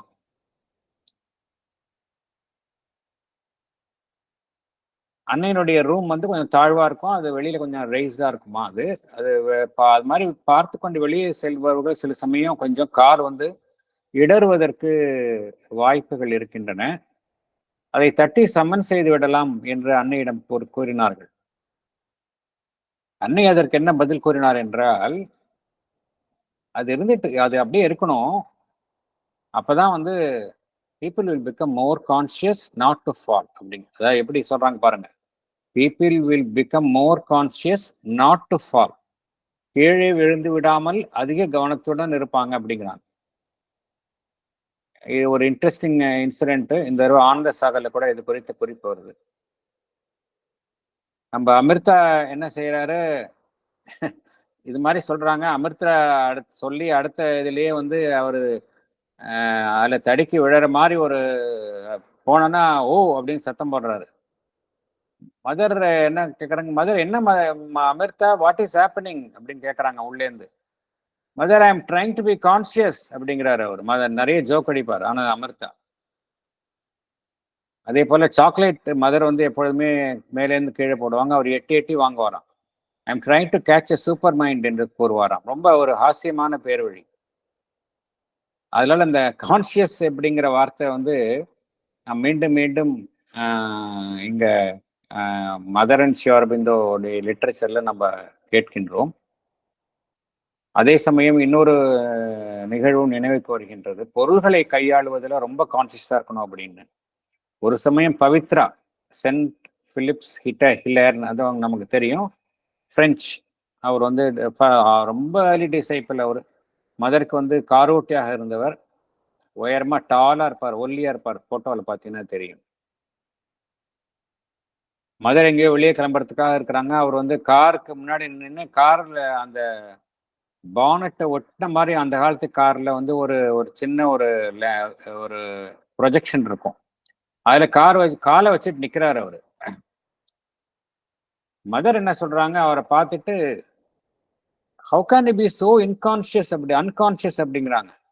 நீ கால் வச்சிருக்கிறியா, அது வந்து அதுக்குள்ள ஒரு கான்சியஸ்னஸ் இருக்கு அப்படிங்கிறாரு. Don't put your leg on the அந்த ஓரமா இருக்கிற அந்த ரெயிலிங் மாதிரி அதில் கால் வைக்காத அப்படிங்கிறாங்க கார்ல. ஸோ நிறைய அந்த கான்சியஸ்னஸ் குறித்த கருத்துக்களே நம்ம பார்க்குறோம். இது வந்து மதர் அண்ட் ஸ்ரீ அரபிந்தோல 100 வருடங்களுக்கு முன்னாடியே சொல்லிய விஷயம். தற்போதைய ஒரு 2 நாளுக்கு முன்னாடி ஒரு பெரிய டிவியில ஒரு பெரிய ஒரு ஆன்மீக நிறுவனம் வந்து ஒரு பெரிய ஒரு ப்ரோக்ராம் சும்மா ஹேப்பன் டு ஜஸ்ட் என்னன்னு அப்படி காதில் விழுந்தது.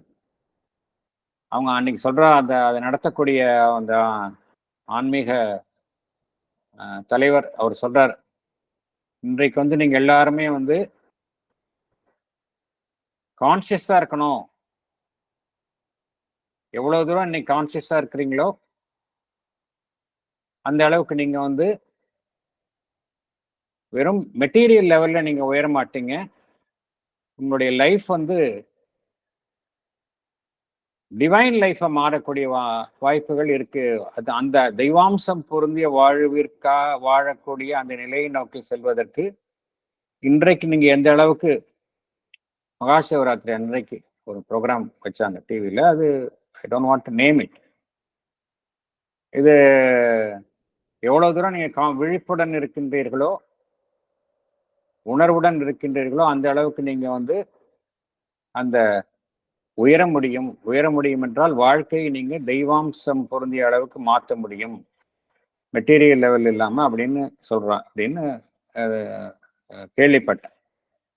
ஸோ இந்த வார்த்தையை வந்து இப்போ எல்லாரும் உபயோகிக்க ஆரம்பிச்சிட்டாங்க. பி கான்சியஸ் அப்படிங்கிறது அந்த இப்ப இருக்கிற அந்த நியூ ஏஜ் குருஸ்ன்னு சொல்றாங்க இல்லையா, அதுல நிறைய பேரை யூஸ் பண்றாங்க. எல்லாருமே அந்த பி கான்சியஸ்னஸ் அப்படிங்கிறத வந்து இப்ப அனைவராலும் ஏற்றுக்கொள்ளப்பட்ட ஒன்றாக இருக்கின்றது, அனைவராலும் பேசப்பட்ட ஒன்றாக இருக்கின்றது. இதுல ஒரு எக்ஸ்கியூஸ் மீ,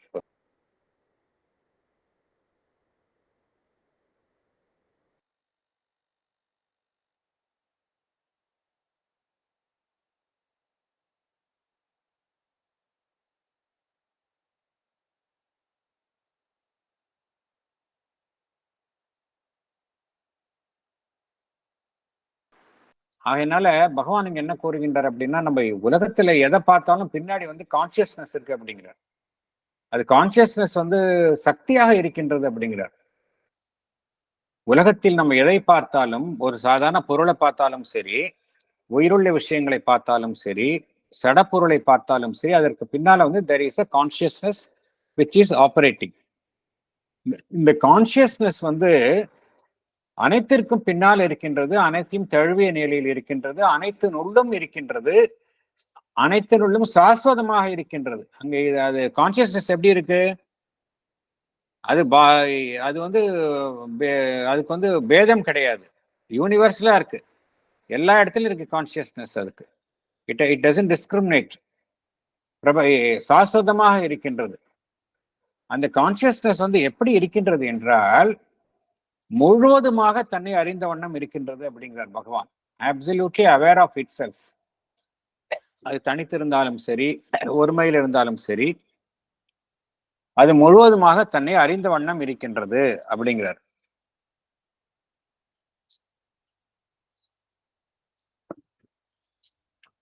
இது எப்படின்னா, பகவான் என்ன கூறுகின்றார், அந்த உணர்வு நிலை முழுவதுமாக தன்னை அறிந்த வண்ணம் இருப்பது என்பது எதை குறிக்கின்ற, எந்த அம்சமாக இருக்கின்றது என்றால், plenitude of the supreme divine self knowledge அப்படிங்கிறார். பிளெனிடியூட்னா அப்படியே ததும்பி வழியறது, நிறைவான முழுமையுடன் இருப்பதுதான் பிளெனிடியூட் என்பது. நிறைவான முழுமையுடன் இருப்பது. எது நிறைவான முழுமையுடன் இருப்பது என்றால், அந்த divine knowledge, divine self knowledge வந்து முழுமையான நிறைவான நிலையுடன் இருப்பது. அது தன்னை மாத்திரம் அறிந்த அல்ல, அனைத்தையும் அறிந்த நிலையில் இருக்கின்றது. Self knowledge and all knowledge, இதுதான் வந்து உண்மை அப்படிங்கிறார். பிரபஞ்சத்துல அனைத்திற்கும் பின்னால கான்சியஸ்னஸ் தான் இருக்குது. இது அனைத்தையும் தழுவிய நிலையிலையும் சாஸ்வதமான நிலையிலையும் தன்னை முழுவதுமாக அறிந்த வண்ணமும் அனைத்தையும் முழுவதுமாக அறிந்த வண்ணமும் இருக்கின்றது. இதுதான் உண்மை அப்படிங்கிறார். இந்த பேசிஸ்ல பகவான் வந்து சில கருத்துக்களை கூறுகின்றார். அது என்ன அப்படின்னு, அதாவது என்ன சொல்றாரு வந்து,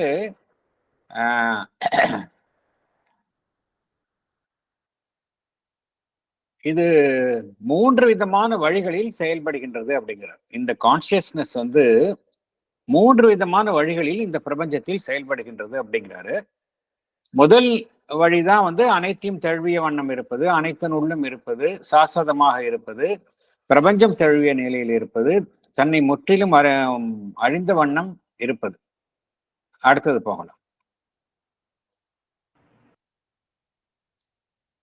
Next, at the other pole of things, we see this consciousness dwelling upon apparent oppositions in itself, and the most extreme antinomy of all reaches its acme in what seems to us to be a complete nescience of itself, an effective, dynamic, creative inconscience, though we know that this is merely a surface appearance, and that the divine knowledge works with a sovereign security and sureness within the operations of the inconscient.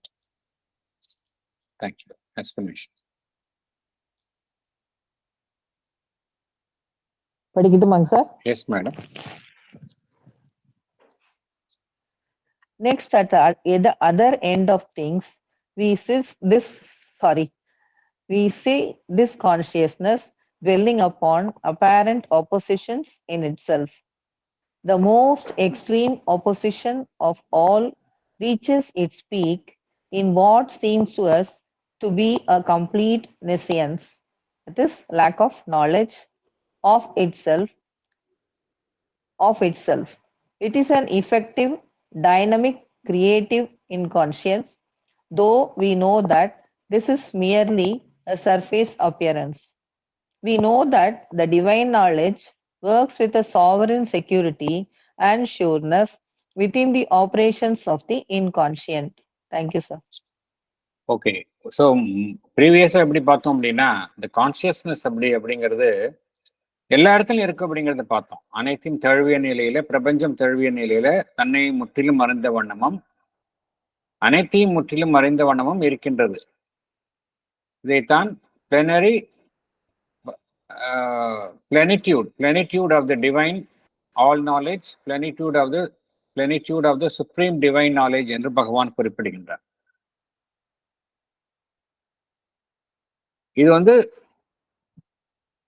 ஒரு நிலையில அப்படி இருக்கு. இதற்கு எதிரான நிலையில் எப்படி இருக்கு அப்படின்னா, அதே உணர்வு நிலைதான் அதனுடைய எதிரான அம்சங்கள்ல தன்னை பொறித்து கொண்டு அமைந்துள்ளது. தன்னுடைய எதிரான அம்சங்களில் பொறித்து கொண்டு அமைந்துள்ளது.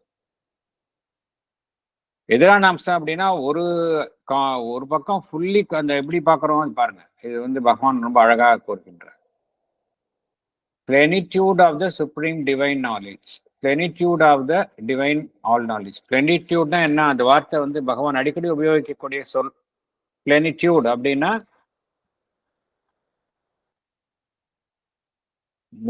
முழுவதும் நிறைந்த, தன்னிறைவுள்ள, மிகவும் அபிரிதமான அர்த்தம். அதுதான் அர்த்தம் அங்க. plenitudeனா முழுவதும் நிறைந்த, தன்னிறைவுள்ள, அபிரிமிதமான அர்த்தம். அதுதான் plenitude அப்படிங்கிறது. அந்த அளவுக்கு அந்த கான்சியஸ்னஸ் வந்து அப்படியே அந்த இடத்துல இருக்கு. இதற்கு ஆப்போசிட்ல எப்படி இருக்கு? அந்த நிலையிலும் கான்சியஸ்னஸ் இருக்கு, அதே சமயம் அதற்கு எதிரான நிலையிலும் இருக்கின்றது. எதிரான நிலையினா எப்படி, எந்த நிலையில இருக்குன்னா, அங்க முற்றிலும் தன்னை அறிந்த நிலையில் இருக்கின்றது. இங்க வந்து முற்றிலுமா தன்னை அறியாத நிலையில இருக்கு. நெஷன்ஸ், complete nescience of it self. முற்றிலும் அறிந்த நிலையில் இருப்பது எப்படி இருக்கின்றது, முற்றிலும் தன்னை அறியாத நிலையிலும் இருக்கின்றது. Complete nescience of itself. அதைத்தான் நாம் உணர்வற்ற நிலை அப்படின்னு சொல்றோம், இன்கான்சியன்ஸ் அப்படின்னு சொல்றோம். ஆனா அந்த இன்கான்சியன்ஸ் வந்து உண்மையிலே இன்கான்சியன்ஸா இந்த இல்லை அப்படின்னா இல்லை. அதைத்தான் நம்ம போன தடவை கூட பார்த்தோம். It is a reverse of the consciousness, reverse of the supreme consciousness அப்படிங்கிறத பார்த்தோம். இன்கான்சியன்ஸா நம்ம சர்ஃபேஸ்ல தான் அப்படி இருக்கே ஒழிய, it is not really inconscient. Surface அப்பியரன்ஸ்க்கு தான் அப்படி இருக்கு. டிவைன் நாலேஜ் வந்து அந்த இடத்துலயும் இருக்கு அப்படிங்கிறாரு. அந்த இடத்துலயும் வந்து எப்படி ஒர்க் பண்ணுது அப்படிங்கிறார் பகவான். The divine knowledge works with a sovereign security and sureness within the operations of the inconscient அப்படிங்கிறார். ஆகையனால இன்கான்சியன்ட் எதை நம்ம கூறினாலும் கூற அதற்குள்ளேயும் வந்து டிவைன் நாலேஜ் வந்து சாவரின் செக்யூரிட்டி, தான் வந்து முழுவதுமாக ஏகபோகமான நிலையில் அந்த நிலையில் அது வந்து வேலை செய்கின்றது. அதனுடைய வேலைப்பாடு நடக்கின்றது. Divine knowledge works with sovereign security and sureness within the operations of the inconscient. இன்கான்சியன்ட்ல இருக்கக்கூடிய செயல்பாடுகளுக்குள்ள கூட டிவைன் நாலேஜ் இருக்கு அப்படிங்கிறார். ஸோ இது வந்து ஆப்போசிட் ஸ்டேஜ். ஃபர்ஸ்ட் ஸ்டேஜ் பார்த்தோம், செகண்ட் ஸ்டேஜ் பார்த்தோம், தேர்ட் ஸ்டேஜுக்கு போகலாம் அடுத்தது.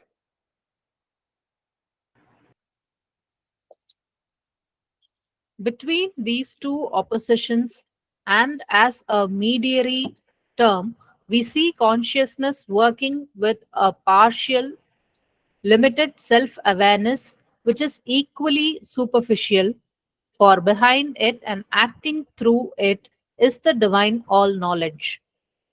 Here, in its intermediate status, it seems to be a standing compromise between the two opposites, between the supreme consciousness and the nescience, but may prove rather in a larger view of our data to be an incomplete emergence of the knowledge to the surface. Thank you. Explanation. படிக்கட்டுமா sir? படிங்க. Between the complete self-knowledge and the complete nescience, and as a mediary term, we see consciousness working with a partial and limited self-awareness, which is equally superficial.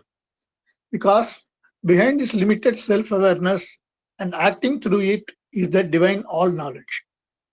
In its intermediary status, this limited self-awareness seems to be a standing compromise between the two opposites, between the supreme consciousness and the nescience. it may prove in our larger view to be an incomplete emergence of the knowledge to the surface. Thank you, sir. Thank you. இப்போ மூன்றாவது நிலை எப்படி இருக்கு அப்படின்னா, அந்த consciousness எப்படி இருக்கு அப்படின்னா, ஒரு பக்கம் கம்ப்ளீட் செல்ஃப் நாலேஜ் இருக்கு, ஒரு பக்கம் கம்ப்ளீட் நெஷன்ஸ் இருக்கு, இன்கான்சியன்ஸ் இருக்கு. மீடியேட் டேர்ம் இடைப்பட்ட நிலையில கான்சியஸ்னஸ் வந்து எப்படி ஒர்க் பண்ணுது அப்படிங்கிறாரு. ஒரு அரைகுறையாக ஒரு வரையறைக்கு உட்பட்ட நிலையில partial and limited self awareness அப்படிங்கிறார். அந்த நிலையில தான் வேலை செய்யுது. அதுவும் வந்து மேற்புறத்தில் தான் அவ்வாறு இருக்கின்றது. ஸோ இதெல்லாமே வந்து மேற்புறத்தில் காணப்படும் தோற்றம் தான். இன்கான்சியன்ஸும் சரி, இந்த partial and limited self awareness அதுவும் சரி, எல்லாமே மேற்புறத்தில் காணப்படும் தோற்றம். அதற்குள்ள வந்து என்ன இருக்கு அப்படின்னா டிவைன் ஆல் நாலேஜ், அந்த இறை ஞானம் அதற்குள்ளேயும் இருக்கின்றது அப்படிங்கிறார். இந்த இரண்டு எதிரெதிரான நிலைகளுக்கு இடையில ஒருபுறம் முற்றிலும் மறைந்த நிலை ஃபுல் கான்சியஸ்னஸ், மறுபுறம் முற்றிலும் தன்னை அறியாத நிலை நெஷன்ஸ்.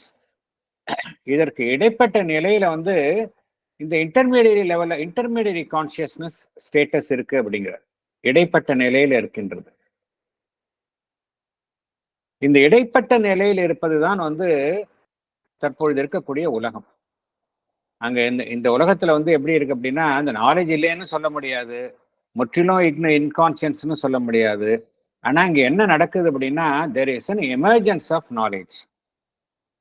அந்த ஞானம் என்பது தன்னை மேற்புறத்தில் மெல்ல மெல்ல வெளிப்படுத்திக் கொள்கின்றது. Incomplete emergence of the knowledge to the surface, அதுதான் நடக்கின்றது. இதுதான் இடைப்பட்ட நிலையில் இருக்கக்கூடிய நிலை. அடுத்தது போகலாம்.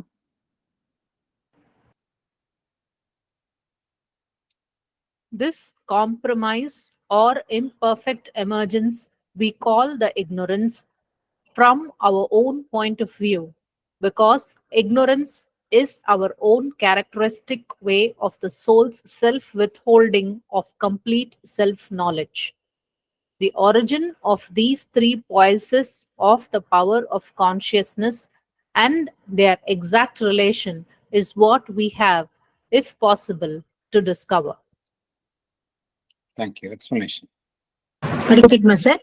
Yes, madam. We call this compromise or imperfect emergence the ignorance from our own point of view. Ignorance is our own characteristic way of the soul's self-withholding of complete self-knowledge. We have to discover the origin of these three poises of the power of consciousness and their exact relation. Thank you, sir. Thank you. அப்போ இந்த உலகம் என்பது அறியாமையில் இருக்கின்றது. அது வந்து முற்றிலும் ஆரம்பமும் இறுதியிலும் அறியாமையில் தான் இருக்கும் என்கின்ற மாயாவாதிகள் கருத்தை ஏற்றுக்கொள்ள முடியாது. அதே சமயம் இந்த இக்னோரன்ஸ் என்பது ஒரு இடைப்பட்ட நிலைதான். எதை நாம் இக்னோரன்ஸ் என்று அறியாமை என்று கூறுகின்றோமோ அதில் என்ன நடைபெறுகின்றது என்றால், அந்த இமர்ஜென்ஸ் ஆஃப் நாலேஜ், அந்த நாலேஜினுடைய வெளிப்பாடு ஒரு இடைப்பட்ட நிலையில் அரைகுறையாக தன்னை வெளிப்படுத்திக் கொள்ளும் நிலையில் தற்பொழுது இருக்கின்றது. இதைத்தான் நாம் எவ்வாறு அழைக்கின்றோம்? நம்முடைய கண்ணோட்டத்தின்படி அறியாமை என்று நினைக்கின்றோம். இந்த அறியாமை என்பது என்ன? உண்மையிலேயே அறியாமை என்பது என்ன என்றால், வித்ஹோல்டிங். அதாவது அந்த ஞானம் வந்து எப்படி வந்து ஒளி குறையும் பொழுது அந்த இடத்துல அந்த நிழல் கூடுகின்றதோ, அதே போல இந்த நாலேஜ் வந்து தன்னை குறைத்து கொள்ளும் போது அந்த இடத்துல அந்த அறியாமை மேலோங்கி காணப்படுகின்றது. அதுதான் நடைபெறுகின்றது. பகவான் என்ன கூறுகின்றார்? ignorance is our own characteristic way of the soul's self withholding of complete self knowledge அப்படிங்கிறார். உண்மையிலேயே ignorance அப்படிங்கிறது நம்மளுடைய அடிப்படை அம்சம் கிடையாது அப்படிங்கிறார். ignorance வந்து நம்மளுடைய அடிப்படை அம்சம் கிடையாது. உண்மையிலேயே ignoranceனா என்ன அப்படின்னா, நம்மளுடைய ஆன்மன் என்ன செய்கின்றது? ஆன்மன் வந்து எப்பொழுதுமே அது முழு நாலேஜில் தான் இருக்கு. It is always full of knowledge. ஆனா அது என்ன செய்கின்றது? அந்த முழுமையான ஞானத்தை அது வெளிப்படுத்துவதில்லை, அரைகுறையாகத்தான் வெளிப்படுத்துகின்றது. இந்த அரைகுறையாக வெளிப்படுத்தும் அந்த ஞானம்தான் நமக்கு அறியாமையாக தென்படுகின்றது அப்படிங்கிறார். Ignorance is our own characteristic way of the soul's with self withholding of complete self knowledge அப்படிங்கிறார். இதுதான் உண்மை அப்படிங்கிறார். ஸோ எதை இக்னோரன்ஸ் சொல்றோமோ அது வந்து என்ன அர்த்தம்? Withholding of knowledge. எப்படி ஒரு பலமான ஒரு வலிமையானவன் ஒரு டெலிகேட்டா ஒரு வேலையை செய்யும் பொழுது தன்னுடைய சக்தி முழுவதையும் பின்புலத்தில் வைத்துக்கொண்டு எந்த அளவுக்கு சக்தியை குறைந்த அளவுக்கு உபயோகித்து அந்த வேலையை செய்ய முடியுமோ அதே போலதான் சோல் வந்து ஃபுல் ஆஃப் நாலேஜ். அது என்ன செய்கின்றது? அந்த தன்னுடைய நாலேஜ் என்பதை ஞானத்தை குறைத்து கொண்டு வெளிப்படுத்தாமல் குறைந்த அளவு வெளிப்படுத்திக்கின்றது. அதுதான் இங்க காணப்படக்கூடிய இக்னோரன்ஸ். பகவான் என்ன கூறுகின்றார்? இந்த 3 நிலைகளையும் நம்ம ஆழமாக பார்க்க வேணும். அப்பதான் நமக்கு உண்மையிலேயே இக்னோரன்ஸ் என்றால் என்ன, இந்த உலகத்தில் காணக்கூடிய இக்னோரன்ஸ் அதனுடைய பின்புலம் நமக்கு தெரியும் அப்படிங்கிறார். இந்த 3 நிலைக்கு பின்னால உள்ள நிலைப்பாடுகளுக்கும் பின்னால் உள்ள அந்த ஆரம், அதனுடைய தோற்றுவாய், the origin of these 3 poises of the power of consciousness and their exact relation is what we have if possible to discover அப்படிங்கிறார். ஸோ இதுதான் இந்த சாப்டர்னுடைய. அப்போ அடுத்ததுல வந்து நம்ம இதனுடைய டீடைல்டு எக்ஸ்பிளனேஷன் நம்ம பார்க்கலாம். வேற ஏதாவது பகிர்ந்து கொள்ளணும் அப்படின்னா? Yes sir, Rangarajan sir. Thank you, sir. Or 2-3 statements from the mother Vaskalama, sir, about consciousness. Yes, sir. Yes, sir. What is consciousness? When the Lord becomes conscious of himself, the world is created. Consciousness is the breath that gives life to all. அப்படின்னு ஒரு marvelous statement கொடுக்குறாங்க. Thank you. Thank you. ரெண்டாவது, sweet mother, please tell me the meaning of consciousness. Without consciousness, you would not even know that you live. ரெண்டு statement ரொம்ப நல்லா இருக்கு. From words of the mother. Thank you, sir. ரொம்ப நல்லா இருக்கு, ரொம்ப நல்லா. Yes madam. சார், மாயை பத்தி அகில இந்திய இதழ்ல வந்து பகவான் சொல்லியிருக்காங்க. ஒரு சின்ன பேரா படிக்கட்டா சார்? படிங்க மேடம், படிங்க. கடவுள் மாயையின் மூலமாக இந்த உலகத்தை தம்முள் படைத்தார். மாயை என்றால் பொய் அல்ல, மெய் அறிவோடு சித் உணர்வு தன்னைத்தானே விரித்து பரப்பியதுதான் மாயை. வேதம் கூறும் விளக்கம் இது. மா என்றால் அளப்பது, அளப்பரிய பிரம்மன் தன்னை அளந்து பார்த்ததுதான் இந்த உலகம். லோக என்றால் பார்த்தல், பார்வைக்கு அப்பாற்பட்ட கற்புலன் கடந்த அலௌகிகமான பிரம்மன் தன்னை கண்ணுக்கு தெரியும்படியாக படைத்து காட்டியுள்ளதுதான் இந்த பார் உலகம். சர்வ வல்லமையான ஞானம் இந்த உலகை படைத்தது. ஏதோ ஒரு முடிவிலா கனவு காண்பவனின் அபத்த படைப்பு அல்ல இது. அனைத்தும் அறியும் பேர் ஆற்றலின் வெளிப்பாடு இது. தன்னை வெளிப்படுத்தியும் தன்னை மறைத்து கொண்டும் தனது ஆனந்தத்தை தன்னுள் அடக்கி கொண்டும் இது இயங்கும். இந்த உலகம் அஞ்ஞானத்தினால் பிரம்மத்தின் மீது திணிக்கப்பட்ட பந்தம் அல்ல.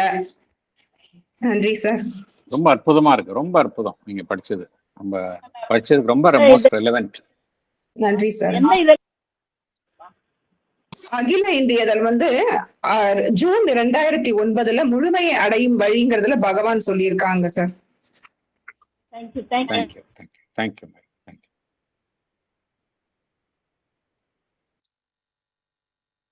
வேற எதுவும் கருத்துக்கள் இல்லை அப்படின்னா நம்ம செஷனை க்ளோஸ் பண்ணிக்கலாம்.